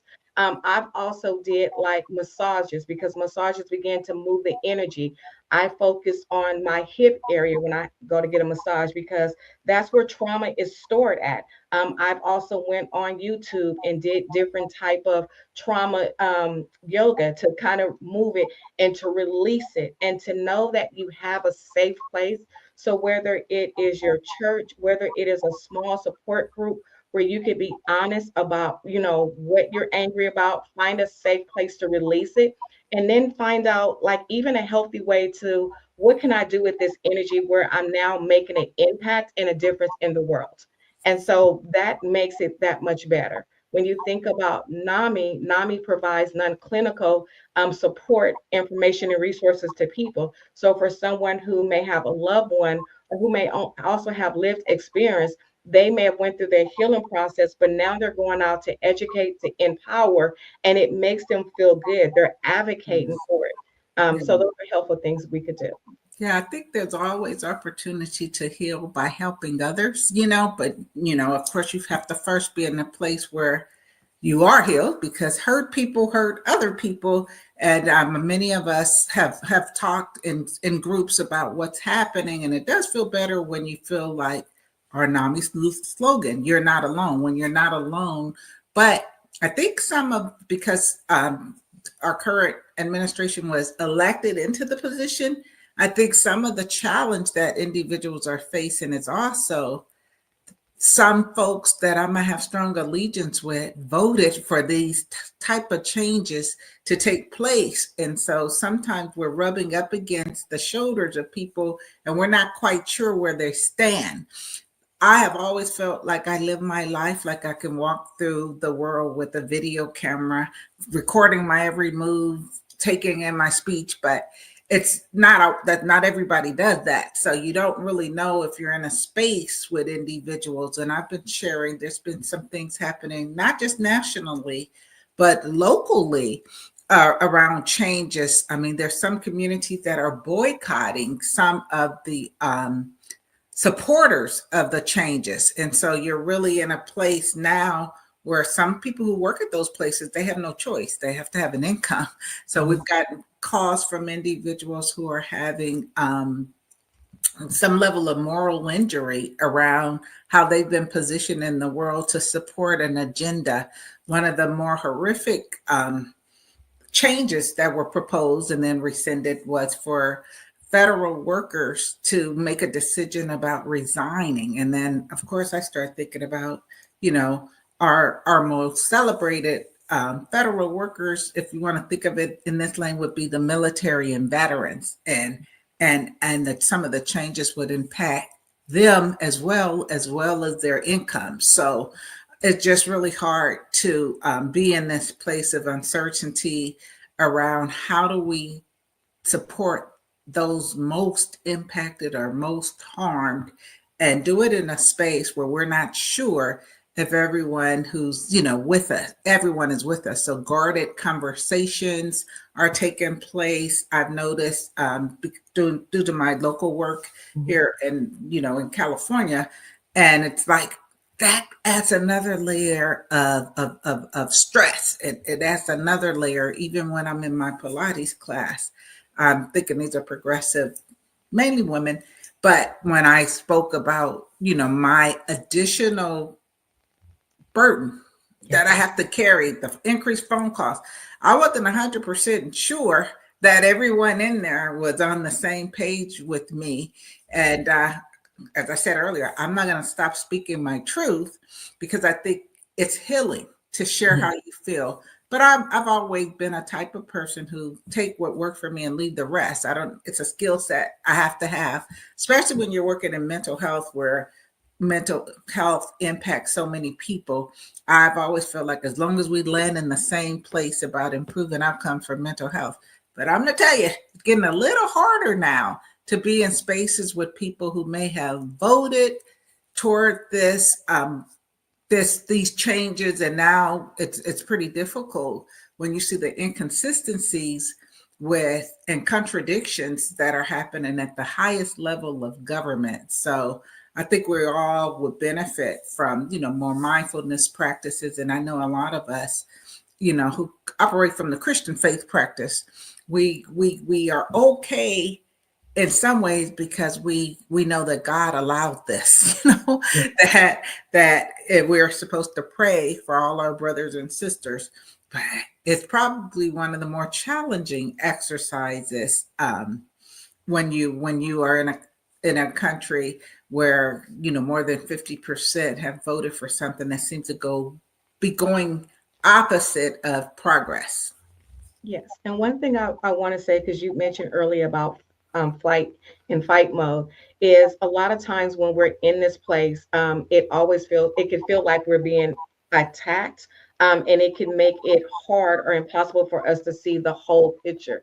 And so self-care is going to be important, that we take a step back, that we begin to reset the nervous system, regulate it, and that we take control over the emotions and all the stress that we're going through, because it's been a lot and it's back to back to back to back. So in addition to what is going on that level, let's also take in consideration what's going on a smaller level, such as, your marriage or your children or your job or the economy, all these other things that is inside of what's going on. And you afford eggs. No, I'm just kidding. Right. And so, I mean, just the gas, and I mean, there's a lot going on, like on our local level, in our house, in our family. Maybe a family member has a chronic illness, or someone has recently passed, or someone's got laid off, or someone's just is missing. It's all these other things that's going on in our community on top of what's going on in the world. And so, one of the things that makes it so complex about mental health is typically there's this one thing that we're dealing with, but life is still happening. And we're like, when do I get my head above water? When do I catch a break? And so that's the reason why self care is so important. Meditation, because it's allowing you to heal, it's allowing you to process. And when we talk about a safe environment, it may be starting with like a close friend or a family member, and being able to say, this is a safe place, and this is what we can discuss here, and what we share here doesn't go outside of here.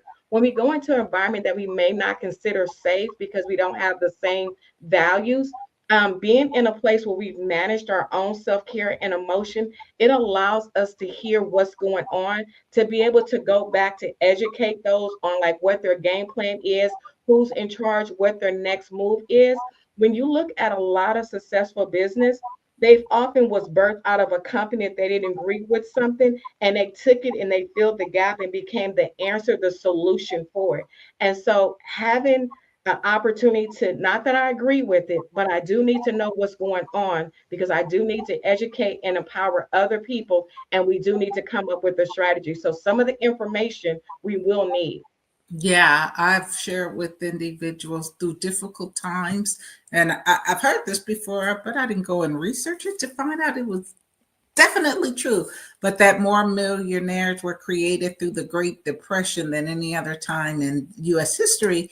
And so out of even difficult times, there are opportunities to move in the right direction toward peace, toward harmony, toward being more successful. So one of the things I've been sharing with individuals also is, how can you take this time and lean into the progress we could make? I know prior to, in the last administration, there was also an attempt to, roll back the efforts under diversity, equity, and inclusion. And prior to that, we weren't hearing that last acronym B for belonging.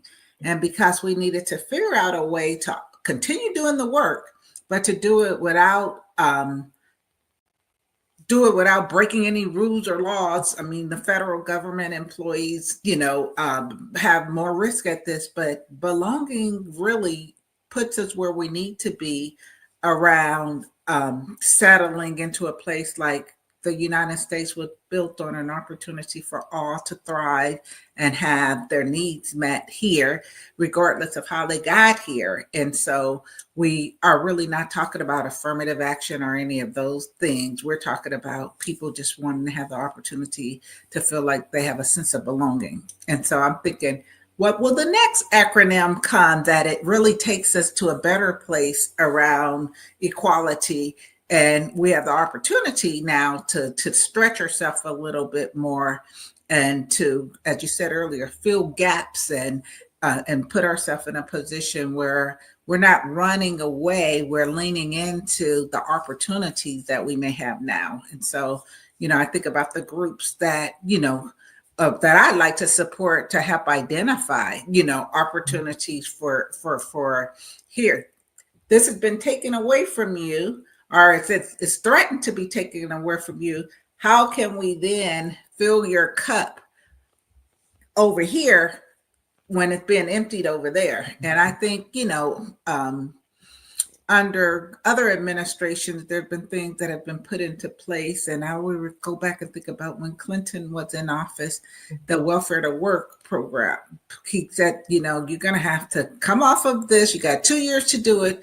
Some people actually wanted to, who could, because there was some things that were overlooked, people who had disabilities, who really would love to work, but they were not able to because of their disabilities. But for those who were able to, sometimes they did need a gentle push in that direction. But we don't benefit from living in a country that says, pull yourself up by your bootstraps when the people don't have a boot. You have to have the opportunity to wear a boot before you can use straps on the boot. So we've just kind of been working with some of the phone calls and offering some of the suggestions that you've shared with how you can take advantage of this time to become more connected to your purpose even. I think NAMI in a lot of ways has built itself upon being an agency where individuals have been taught too often when they're diagnosed with a mental illness or they have a loved one, that seals the deal for their future about what they could achieve. But our job is to connect people with their purpose despite. So in this opportunity, despite what's happening now, let's look at the opportunities that might be affording themselves to you. And it's almost like, why not do it now? What do you have to lose? And so we're really excited about continuing to, not minimizing how people are feeling, but also having them lean in the direction of what you're going to do about it. How you going to take what was meant for bad and turn it into something possibly good, as some people did in the 1920s when we were going through the Great Depression. How are you going to do that? So your tips, all that you've shared for us, gives us a platform for us perhaps thinking and leaning into, hey, I've been writing in my journal and I really enjoy this. Who knows? Maybe I was intended to be an author, Mm-hmm. So all of these out of something negative can, position us for something greater and better, I believe. I agree. And one thing I also want to talk about and highlight is, as parents, we sometimes want to protect our kids, but not allowing them to know what's going on and trying to be strong. And we don't realize that they can see our energy. They know that we're not showing up and we're really not protecting them and we're doing a disservice to them. So check in with your children, make sure that they have the resource, the help, the support that they need, that they're not looking, they're not looking intentionally. Alcohol or drugs, are making the wrong decision because they're trying to suppress it because it doesn't feel safe at home or they don't feel seen or heard. They are aware of what's going on in the world as well. Thank you. This has all been helpful for all of us, and we appreciate having you here with us today. So we're hoping we'll see everyone back next month for NAMI Contra Costa's time with AHG, Americans Heroes Group. Thanks for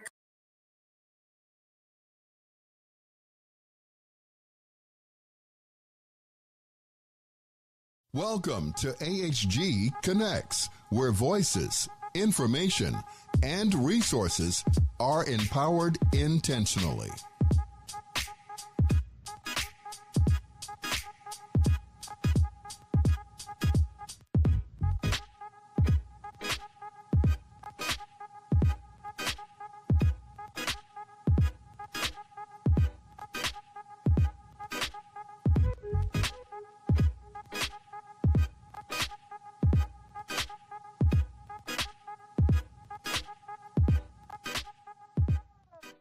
Welcome to AHG Connects, where voices, market, advertise, and sponsor your business with Vietnam veteran Cliff Kelly and America's Heroes Group, where information and resources are intentionally disseminated via radio, print, and social media. Call our office for more details at 312-803-2618. I'm Ken Jennings. All of us here at Jeopardy want to thank you for your service to our nation. We truly honor and appreciate you, and what's more, we're looking for contestants like you to play on our show. So head to Jeopardy.com now and take the Anytime test, and we're looking forward to seeing you soon right here on the Alex Trebek stage.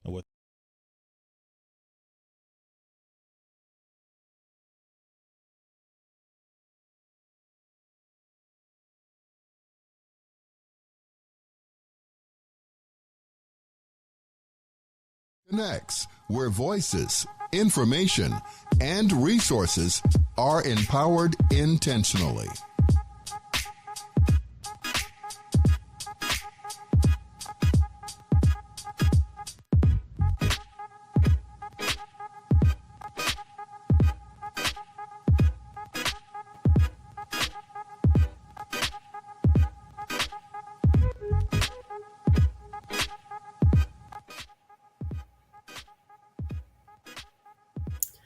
Good evening. Welcome to America's Heroes Group, live stream digital media show. I'm your host, Stephanie. I am here for the next half hour. Told you I would be back. And I'm excited to be here and discussing the new current legislation that has been introduced. Although I say new, it is new for this congressional session. I will say that these legislative bills are a little bit more than a month old, but let me let you know what happens. So when a congressional person submits a piece of legislation to be introduced, it'll be introduced and it'll be added into the register. It's added to congress.gov. When it's added to congress.gov, it typically just only has minimal information. It has the bill number, it has the purpose, and basically what committee it's submitted into to be reviewed, referred, and then processed. Nothing more than that. It actually, most of them don't even come with a title. So whenever I do go through legislation, I don't typically talk about it until it has a title. That way it's not so confusing to y'all when I talk about certain bills. And also when bills are often introduced, they don't actually have their full text added. It just has the purpose, and that's all that it tells you. You don't get any of the nitty-gritty of what's going on. Most people, when they think about congressional bills, they really think of the huge funding bills, like Obamacare, when that was being submitted, and Nancy Pelosi had said, or allegedly said, that, it's so much to read, we'll get into it after we pass it, those type of things. That almost never really happens. I'm still in shock that was said out there. But most congressional bills are very readable, usually a page or two, and very, very easy. There's few exceptions, like the Honoring or PACT Act that was passed a couple of years ago. That one was longer, but that had a lot of meat to it about different things for VA disability, and they also added a funding portion to it. But I mean, it's something to get at it another time. But I'm just saying that's usually the exceptions. Usually they're fairly long bills, fairly short bills. And so the ones I do want to talk about, most of them are for veterans. And a lot of them are really awesome and would love to get these passed. Some of these have been submitted every congressional session and have yet to be passed.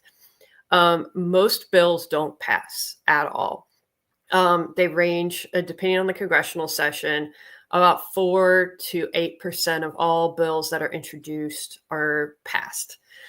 So majority of them actually do pass in these giant funding bills too, as a giant package. Some of them do go through and get passed individually, and those are really great. Excuse me. It happens when you have to talk a lot. So the first one I do want to talk about is Senate Bill 124. It was introduced by Senator Jerry Moran, who has been a longstanding senator for the Veterans Affairs Committee, been doing really great things.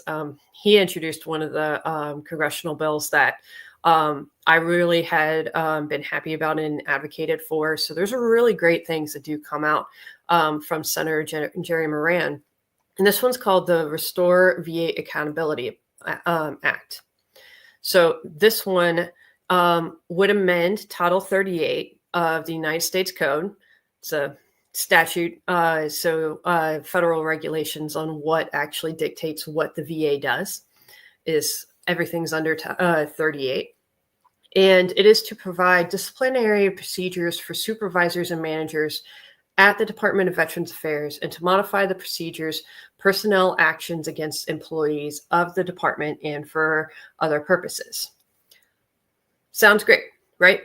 So there's been, in the last 6-8 years, because this also, something similar was passed in the Trump's first administration, that to pretty much beef up the disciplinary actions towards VA employees.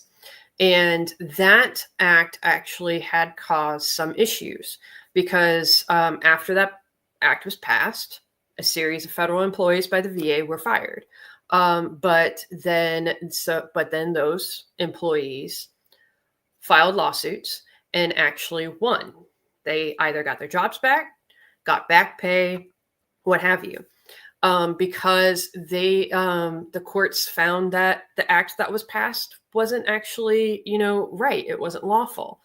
And it also had been very vague in certain areas. And that's one thing that I'm pointing out, that I'm giving you a little bit more context, because this bill kind of reminds me of that one.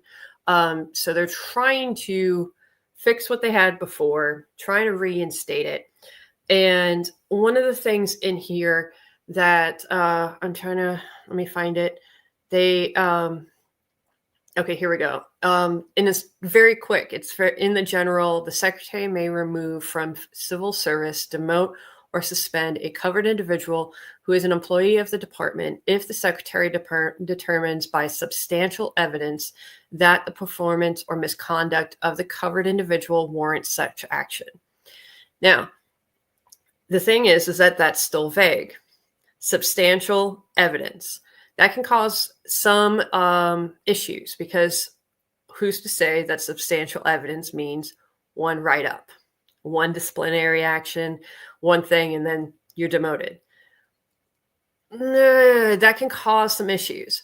There's some other things in here, and it says, let's see. But it's in here, the covered individual subject to action is entitled to an advance notice of the action in a file containing all evidence in support of the proposed action. That clarifies things from the last act that came before, because it was still very vague. Be represented by an attorney or other representative of the covered individual's choice, and grieve in the action in accordance with internal grievance process that the secretary, in consultation to the assistant secretary for accountability and whistleblower protection, shall establish purposes for the subsection. That one also is updating from the previous act that was passed during the Trump administration. So this is something that they're trying to fix and try to see if they can get better at disciplining and also letting go federal employees under the VA that may not be doing their job.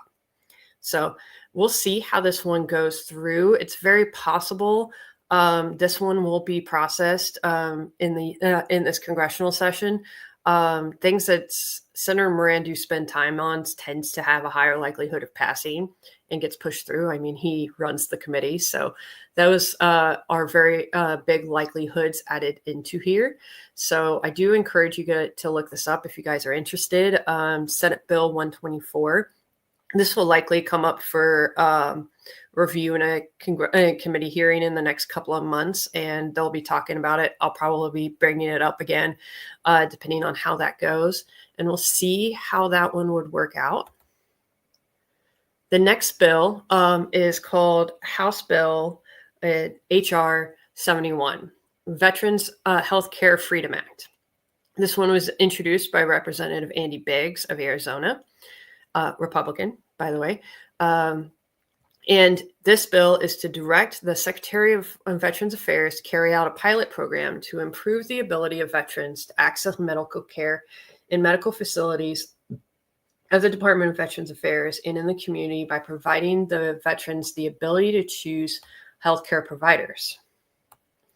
This one is quite interesting because a lot of things that the veterans do have an issue with is that they have zero choice on who their primary care doctor is. They often, when they go and sign up for a VA hospital or a clinic, what have you, they're automatically assigned. Typically, who's the first available is what happens a lot of times.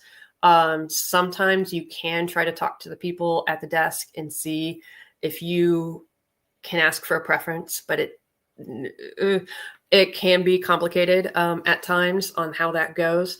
This one can give a little bit more freedom and a little bit more agency towards the veterans, so they can feel a little bit safer or at least more in power of what goes on with their healthcare by choosing their actual primary care doctor, their healthcare providers.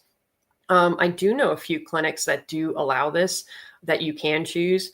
The Bay Pines VA is outside of St. Pete for their mental health clinic.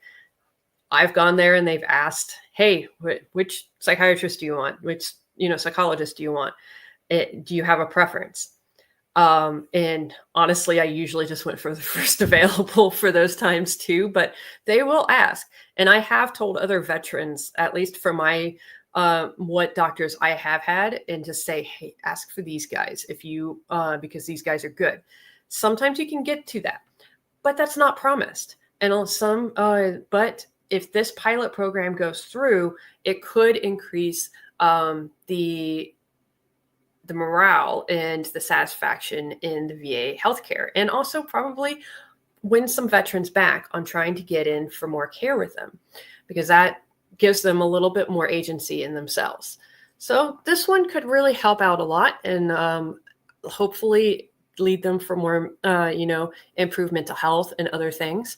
This can also give the VA a little bit of insight of the performance of the doctors. Because if the doctors are more highly recommended or they're highly requested, and then the others that are not, can give them more of an idea of the performance of the doctors, which could then maybe help with the other bill that I just discussed.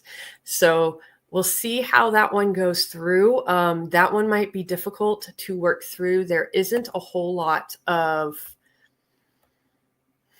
information out there, at least. It's a pilot program, so they usually leave this pretty vague. So then if the VA can handle it, they can do what they can with it. With this, it says the secretary shall select a minimum of 4 regions for the VA to carry this pilot program out. And then they also stipulated that this shall include both rural and urban areas. That's good, because that helps work out how that will go, because there is a lot of veterans that do live in rural areas. Let's see. And then it does work out a little bit of information on removal from certain requirements to access care, going from one to the other, and the coordination. So it might give it might have a higher rate of improvement, but we'll just see, because it's something new and things do take a while, especially with the government when it's a pilot program. I mean, if anybody remembers, CommuniCare started as Choice, and in the beginning, Choice was quite interesting and chaotic and a little bit difficult to handle and work through. So you didn't know who to call, how to work it out. Sometimes it actually seemed like it was longer than it would take longer to get somebody outside the VA than actually in the VA. It was pretty wild. So sometimes the pilot programs can be interesting on working out, and it can take a little bit. But after the grace period, this could be something that would be quite interesting and really help out a lot of veterans. So I'm excited for that bill. Cross my fingers. I'm really happy that Representative Andy Biggs actually had submitted this one, because it's a quite interesting one. The next one is HR House Bill 149, and it's Lead by Example Act of 2025. This is something that has been submitted for a couple of different congressional sessions, and I kind of like this one. It's submitted by Representative Warren Davidson of Ohio, and basically it ensures that the members of Congress and congressional staff receive health care from the Department of Veterans Affairs instead of under the Federal Health Benefits Program or healthcare exchanges. So basically it's trying to say, hey, you guys want to make sure that the VA runs smoothly. Well, you're going to have to be receiving care under them as well. So it's a quite interesting stipulation in there. It's kind of like how when the government shut down and certain employees are not paid, congressional people will not be paid as well. That thought process in there. This is where this is coming out. But it has been submitted for a couple of different congressional sessions. Not sure about the likelihood of this one actually coming to pass, because that's a lot of employees in the DC area that would have to be then included on the VA. And it can cause a lot of confusion that they would have to be admitted, especially if they're not veterans, having to get VA care. It can cause some interesting situations in there, and I'm not sure how that would work out. But it's an interesting bill by principle that some people like to say it's the principle of the thing. This one is one of those. So I wanted to introduce you guys to that bill. The next one is the Veterans Collaboration Act, House Bill 552. And this one is actually quite interesting. It's a direction to the Secretary of Veterans Affairs to carry out a pilot program to promote and encourage collaboration between the Department of Veterans Affairs and nonprofit organizations and institutions of higher learning that provide administrative assistance to veterans. It sounds pretty good. I mean, it was interesting. It was introduced by Representative Robert Whitman of Virginia. And this one can actually encourage some really great partnerships that can help out the veteran population on administrative actions. I see a lot of times that veterans need assistance with legal, housing, crime if they run into issues, civil. I mean, I also, VA disability compensation and those type of things. This could help them with other things like that with higher learning. Programs can basically collaborate with nonprofits and help them over with these areas and try to see whether helping the veterans out can improve their lives, because there are people in these organizations in higher learning areas that need subjects, basically clients and customers, to practice, to learn. There is a student law center with Harvard that they actually work with veteran service organizations to do studies and do cases for them for a lot of veterans. So this could be something that could be quite interesting and help a lot of people out. And so this one, we'll see. That one would be really nice. So if you guys like the idea of that and see if veterans, if you know many people that would benefit from that, look up Veteran Bill 552, Veterans Collaboration Act. And that can be really good. I'm sure Representative Robert Whitman would love some support on that one. Okay, so there's another one. It is House Bill 220, Veterans Infertility Treatment Act of 2025. Okay, this was submitted by Representative Julia Brownlee from California. She is a longstanding member of the VA committee as well in the House, known for a lot of advocacy for women veterans. And what this one is, of course, the focus is also on women veterans because they do have a higher likelihood of infertility, but this includes male veterans as well. The thing is that the VA will only provide infertility treatment services if the veteran has a direct service connection to what causes their infertility. So, i.e. ovarian cancer, that was connected from the PACT Act, then you could possibly get IVF or infertility treatments. If a male soldier had an injury down there, which decreased the likelihood of sperm, that could be it. Or he can't produce it at all. That is also something that the VA will cover. But if a veteran has something else that is not a direct service connection and drawing basically have at least a 0% disability rating, they do not actually receive any infertility treatment services. So there are a lot of veterans, the older they get, other conditions happen. There's also, for a lot of people, they have conditions that are misdiagnosed or undiagnosed for years, like endometriosis. Women go undiagnosed for that for many years. I went 17 years without being diagnosed for endometriosis, and I didn't get diagnosed while I was active duty. So That I do not have a VA disability for. Going back to trying to get that fought for would be very difficult. You would have to prove that you had it during that time frame. And even then, a lot of people are like, well, then you were probably predisposed. The military did not actually get, how did the military actually hinder it? Because if you have a predisposition or you had a condition prior to the military, an existing condition, the VA will only give you or service connect it if you showed proof that the military aggravated it. So it's one of those things and a lot of technicalities that can cause a lot of issues, and it can be really frustrating for a lot of people. So this bill would basically provide coverage for infertility treatments and standard fertility preservation services for all veterans that have them, which could be really great because if a veteran, they just get out of the military, they only serve 3 to 6 years, they don't know what's really going to happen to them. They may develop ovarian cancer later. They can just get some eggs frozen, and then the VA will cover that, hold that for a while, and then they can use that later.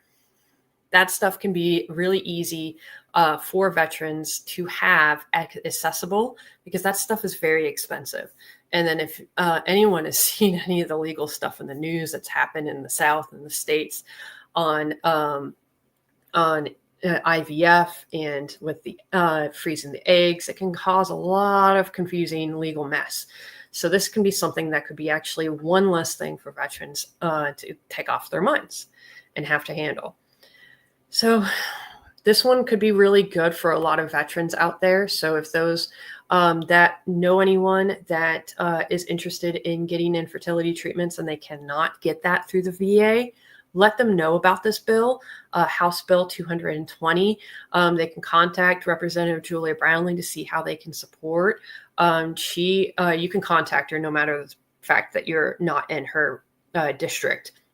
Representatives that introduce bills like this want to know people that will be directly impacted on these bills so that they know what to tell the other people to vote for this bill, to sponsor this bill, so then they can get it passed. So these type of things, these stories would be really great for these representatives and senators to actually get their legislation passed.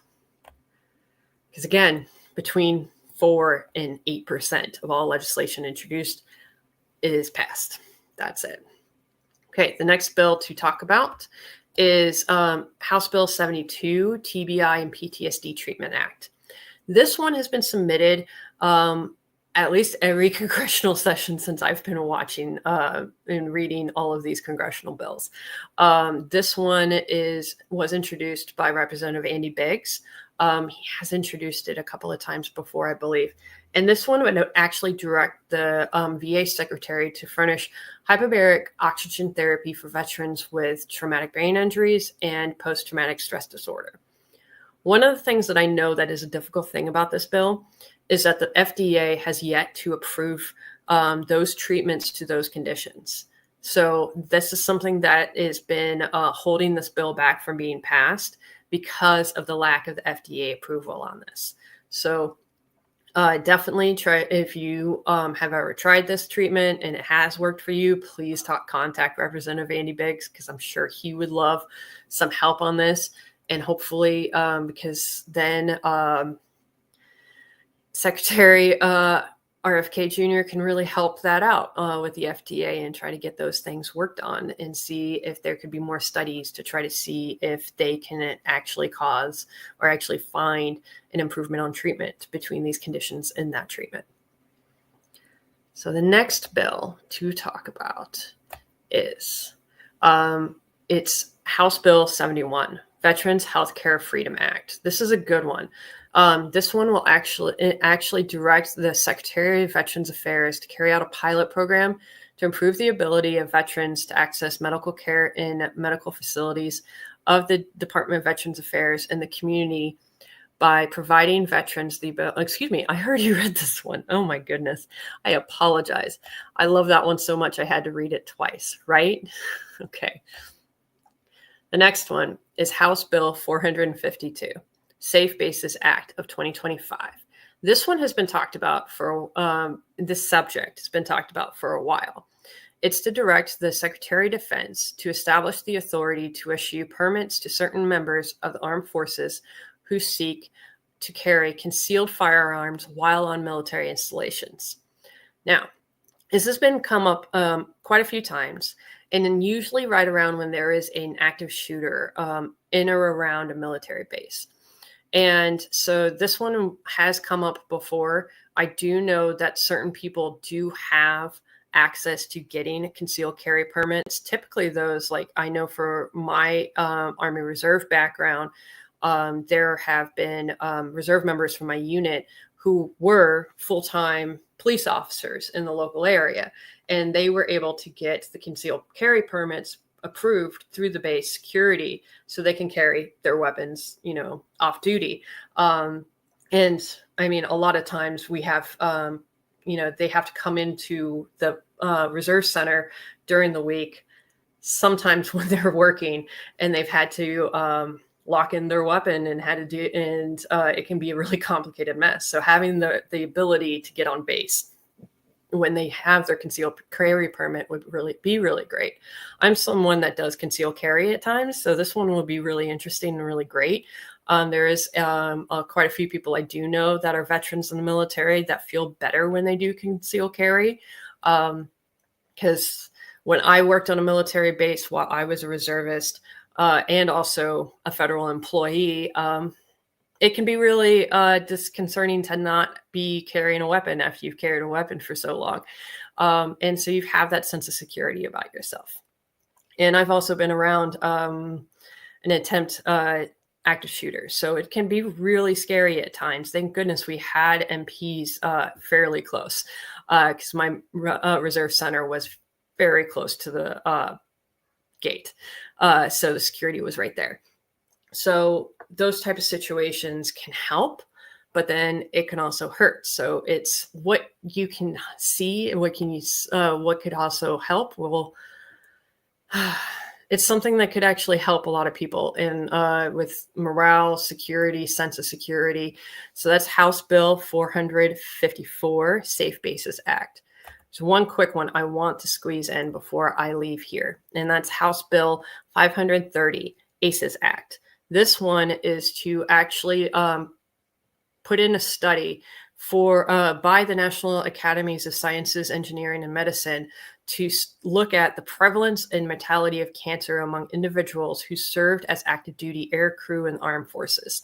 This one's a really important one. I know quite a few people actually related to quite a few people that were in aviation, and a lot of them have had cancer, skin cancers, colon cancers. There's a lot of people that can be, lung cancer is another one. So they can study the prevalences of that and the mortality.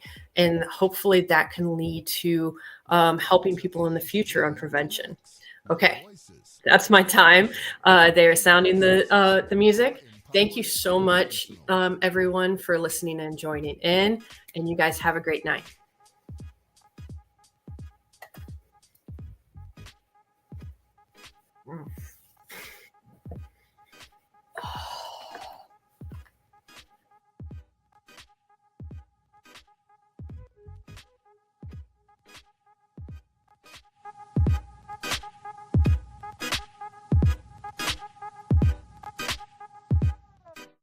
Welcome to AHG Connects, where voices, information, and resources are empowered intentionally.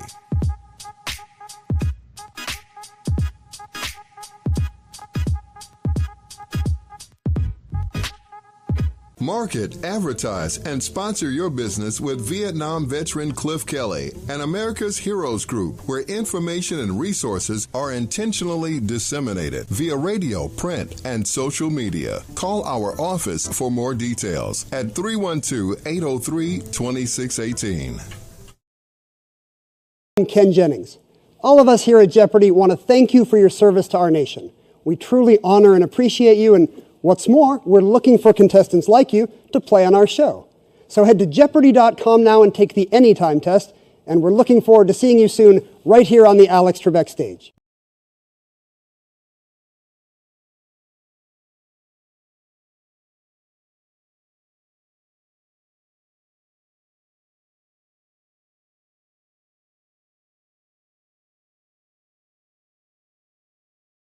Connects, where voices, information, and resources are empowered intentionally.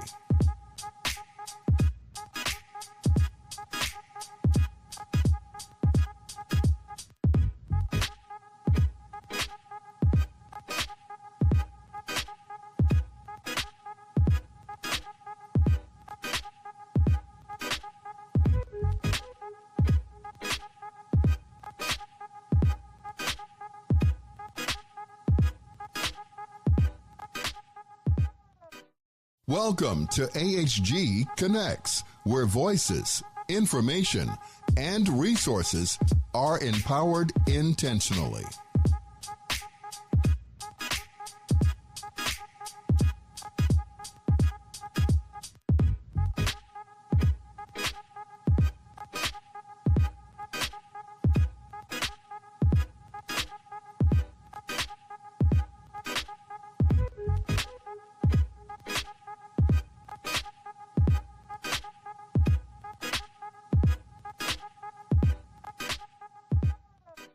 Welcome to AHG Connects, where voices, information, and resources are empowered intentionally.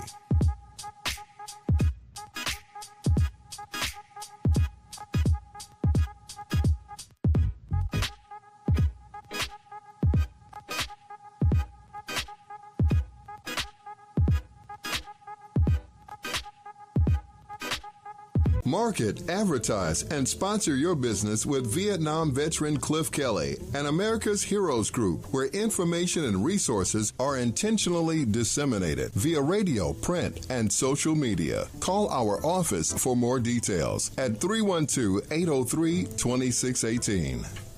Market, advertise, and sponsor your business with Vietnam veteran Cliff Kelly and America's Heroes Group, where information and resources are intentionally disseminated via radio, print, and social media. Call our office for more details at 3. Welcome to AHG Connects, where voices, information, and resources are empowered intentionally.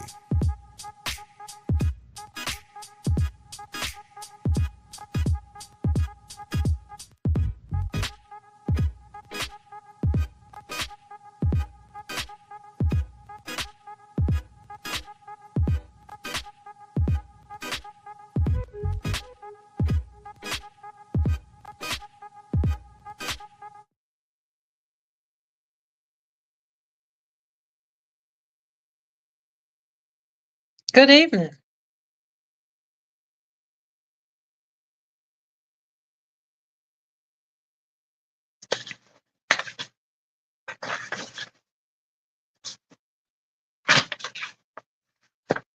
Good evening. My name is Rochelle Crump, and I am the president and founder of the National Women Veterans United, and also in a partnership with the America's Heroes Group, the greatest and greatest of all when it comes to providing information to all of us who need it so much. So I want to start out by talking about the Women's History Month coming up soon. And we are so elated because our 20th anniversary will be celebrated during that time. Actually, on the 20th, 22nd, and after that, we will be actually providing information to all of those who we've helped over the 20 years that we have been in existence. Our organization has been 20 years in the run of assisting veterans and their families.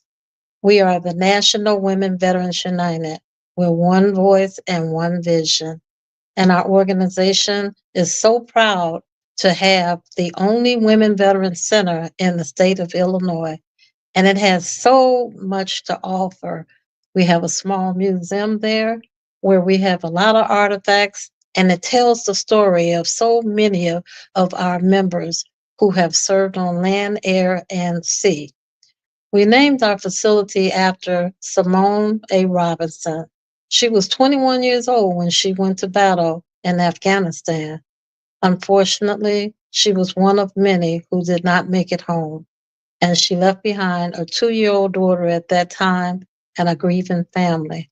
Since that time, we have done a lot of soul searching to see exactly what we could do to help women, veterans, and families. We have a chapter in Rockford, Illinois, and we are of all branches of service, officers, enlisted, and some are still serving.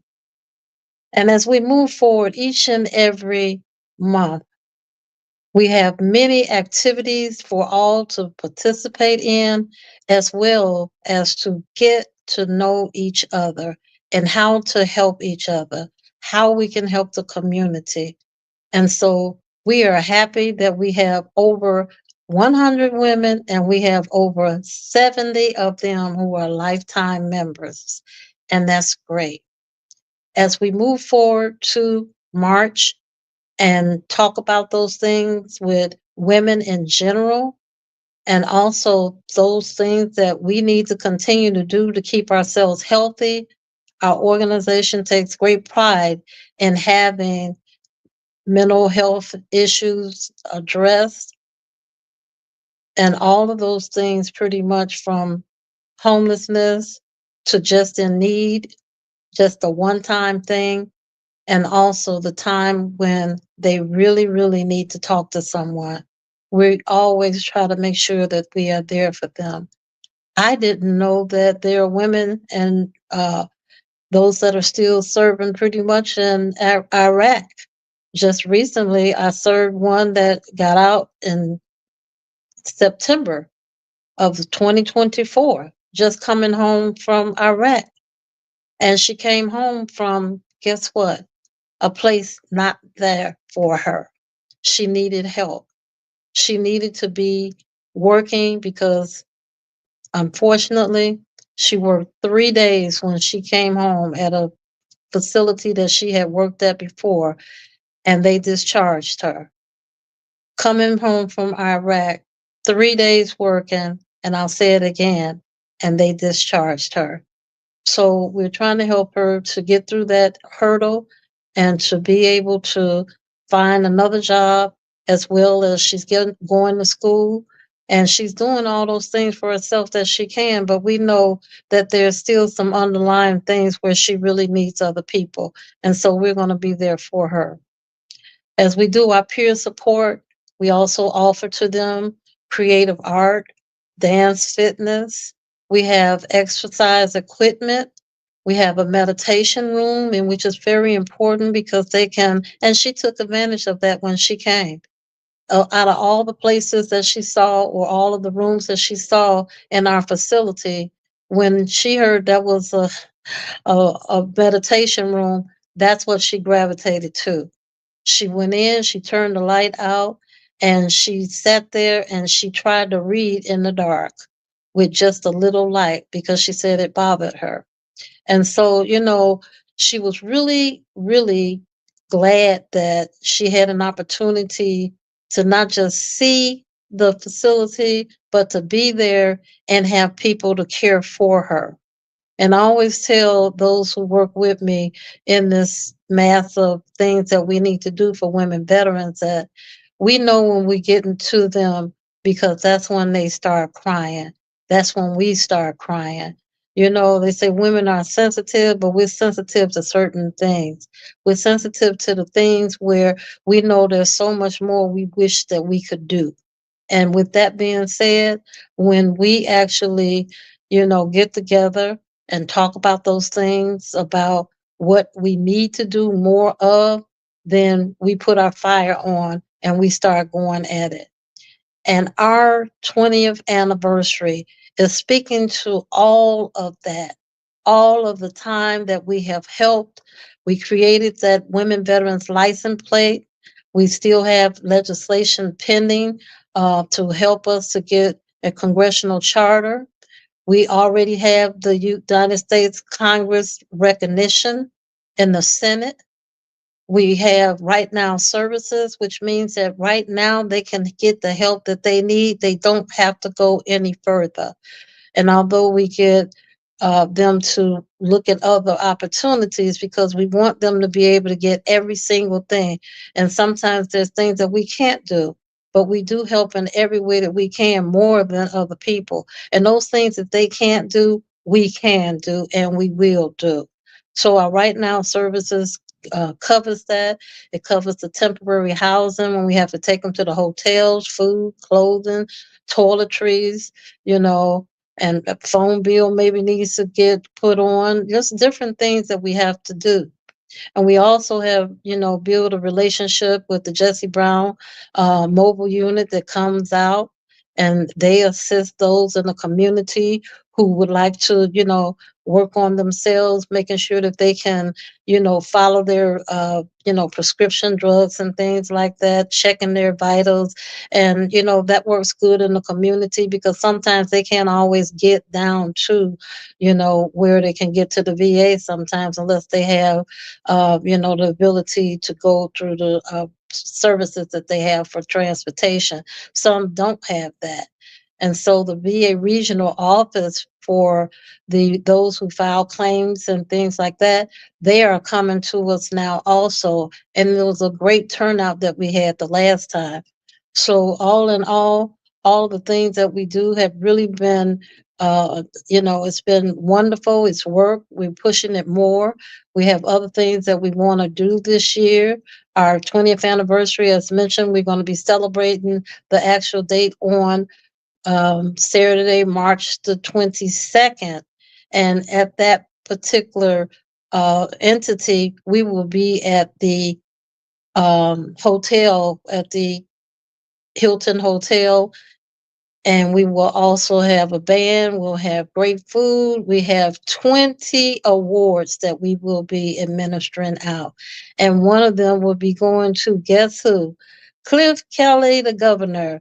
And we are so proud and happy that we could, take that time to honor him for all the things that he has done, for the community, and all the things that they're doing, providing this opportunity for you to learn more about what's going on in the community. And you heard my sister before me, as she was talking about all the legislation and things like that. We have a lot of work to do, and we're going to continue to do that work. Women's History Month is every day, but we get the opportunity to do more in it, just because it still carries that label of Women's History Month. And so it's not just for veterans, for women veterans, because we have our own day now in June the 12th exactly, for Women Veterans Day.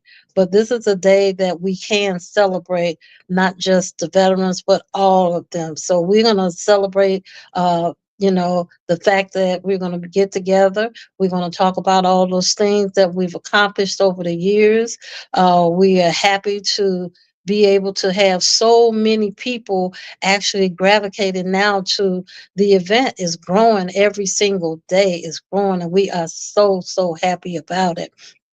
And we're hoping that if you're interested in it, please don't hesitate to contact us at the email address nwvu.org@gmail.com, or you can call us at 872-731-2150, and also go to our website. Our website is One Voice, One Vision or vision.org. One Voice, One Vision.org. And you will see all of the things that we've been doing and the things that we're moving on to. We're really excited about one other thing that we're getting ready to do, and that is we are going to have an adult daycare. What does that mean? What that means is that we will have the opportunity to have women 50 and older who will be able to come to our facility. They will be able to play any types of games they like, bingo, cards. They can watch television. They will can read. There are videos that we are going to be showing them. There will be lunch provided for them, and they'll just have a day that they won't have to stay in their home, because there are a lot of those who are lonely during the day. And they may not express that to a lot of people, but we are learning that as we talk to more and more women veterans who are retired, who some go to the Croc Center, which is a great, great place. And they have a lot of activities and things like that too. But, in conclusion of us being veterans, having that conversation, talking more about the things that are going good, those things that are not going as good, that we'd like to, continue to have a relationship with the VA, that's the regional office and the hospital.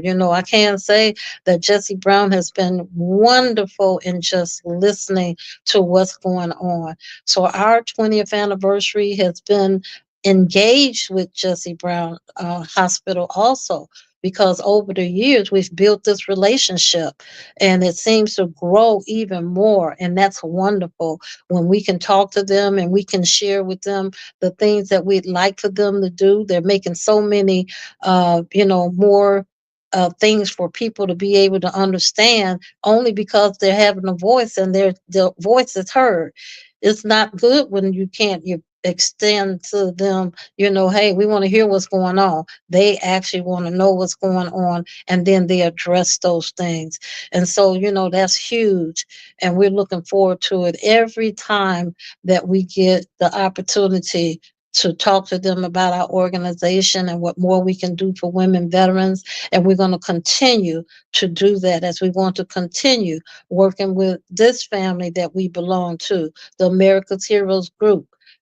This is the time for us to be able to look at each other and say, what can we do to help each other, to get the word out, to get the information to those who need it the most, and it comes so fast that, we need to just do it from every perspective of Women's History Month and all the other holidays that we celebrate, for Veterans Day, Memorial Day. We cannot forget all of them. And that's what this 20th anniversary is speaking on. It's speaking on all of those who we have touched over time. So again, we hope that you draw some interest in coming to our 20th anniversary.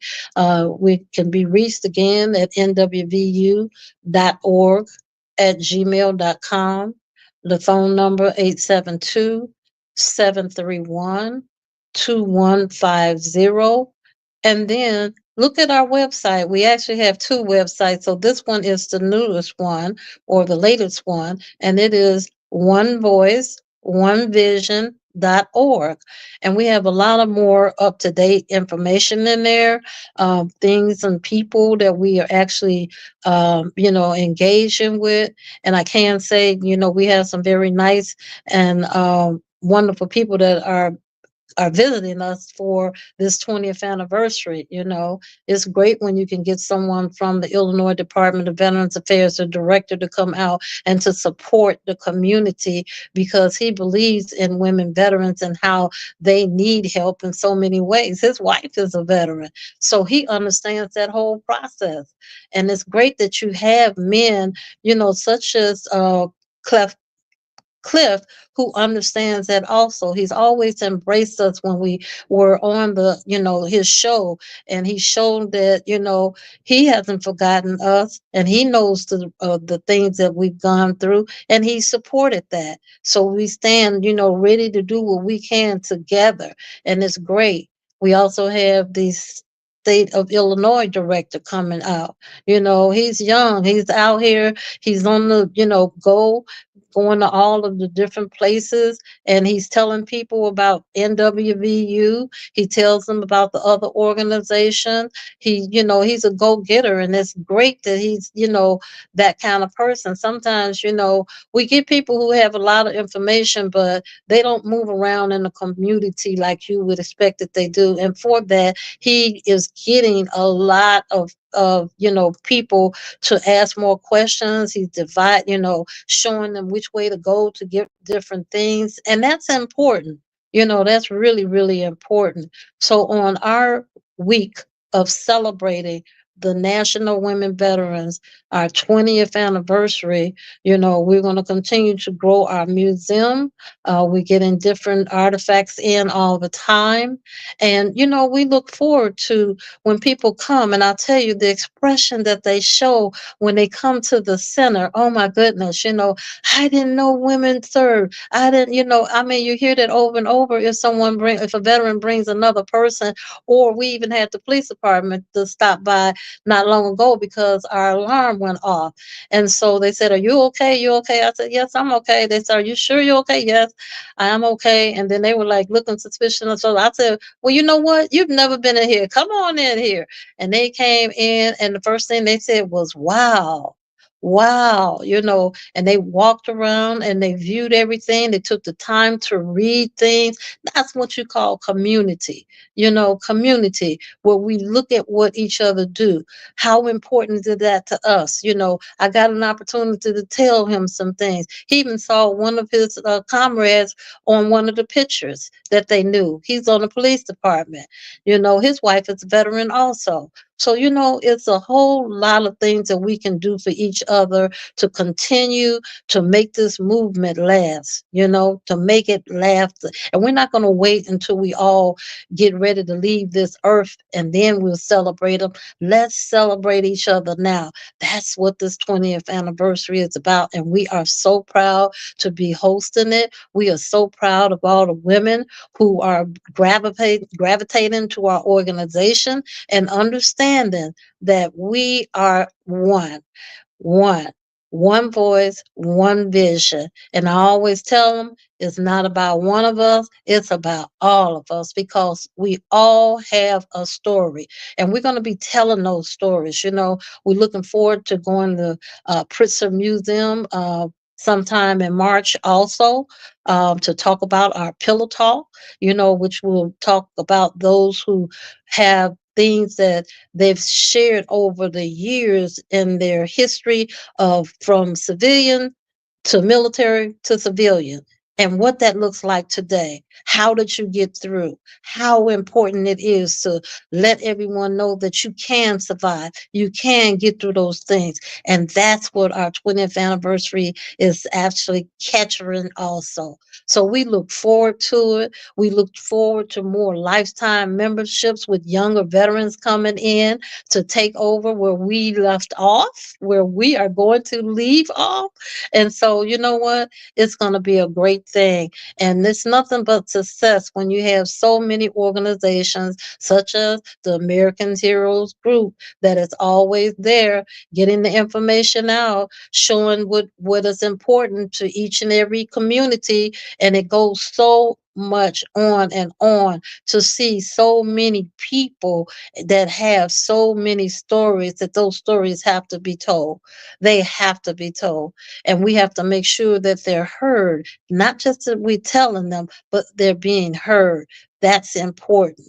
And so as we move forward, and we look at those things that are still due, that congressional charter for us is just what we need.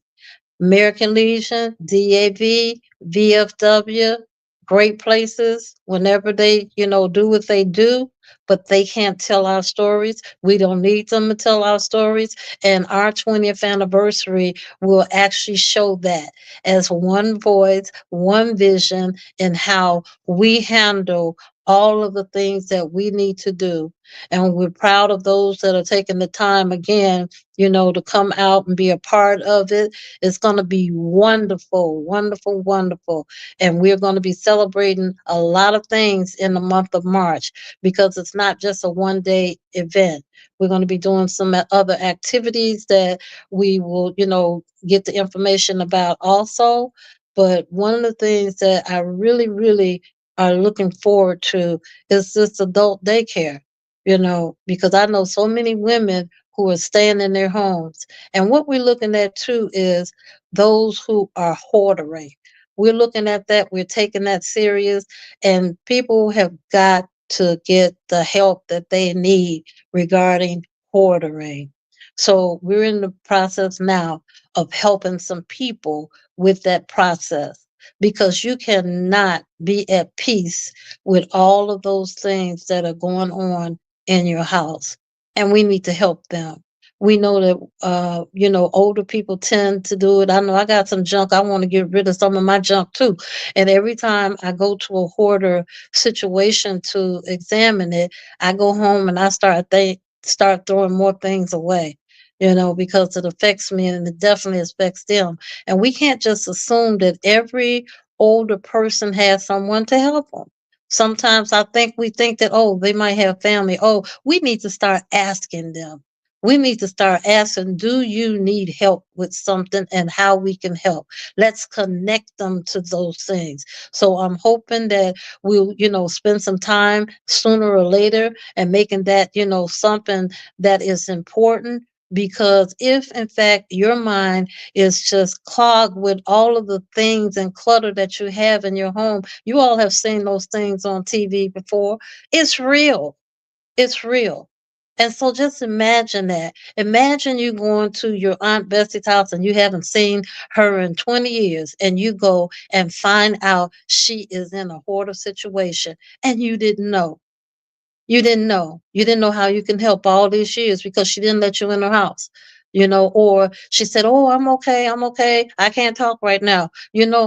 Those things we have to pay attention to. And those are the things that during the Women's History Month, we're going to talk more about that, because we're going to try to help people to get through those processes of how to get rid of those things that they don't need. And some of those things, they cherish. Well, you don't have to throw those things away, but you just have to organize them for them. Once you show them the patterns of organizing it, they get the picture. But we have to get to them first to make sure that they are okay. So, we just look out for each other. There we go again. That's what the National Women Veterans United does. We look out for each other every time. When we don't see someone in a while, we have to pick up the phone. We need to call them. Hey, are you okay? What else can we do for you? And those things are real. And I've had some that just say, you know what? I'm so glad that you called me, because I really need to talk to somebody, And I have one, I think I've had two this week. One just lost her dad, young dad. She's young too. She's the Iraqi veteran.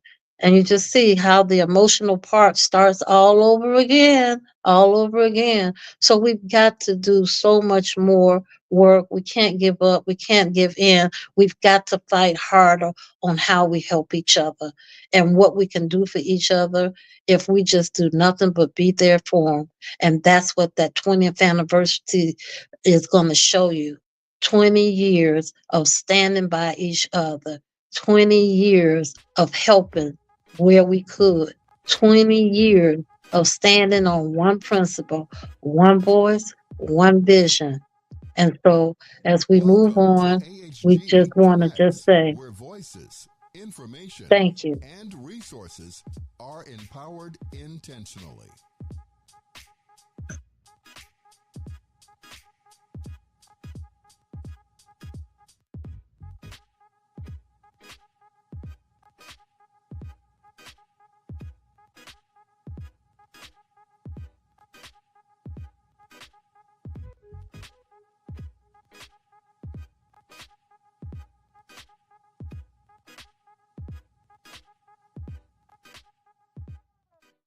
Welcome to AHG Connects, where voices, information, and resources are empowered intentionally.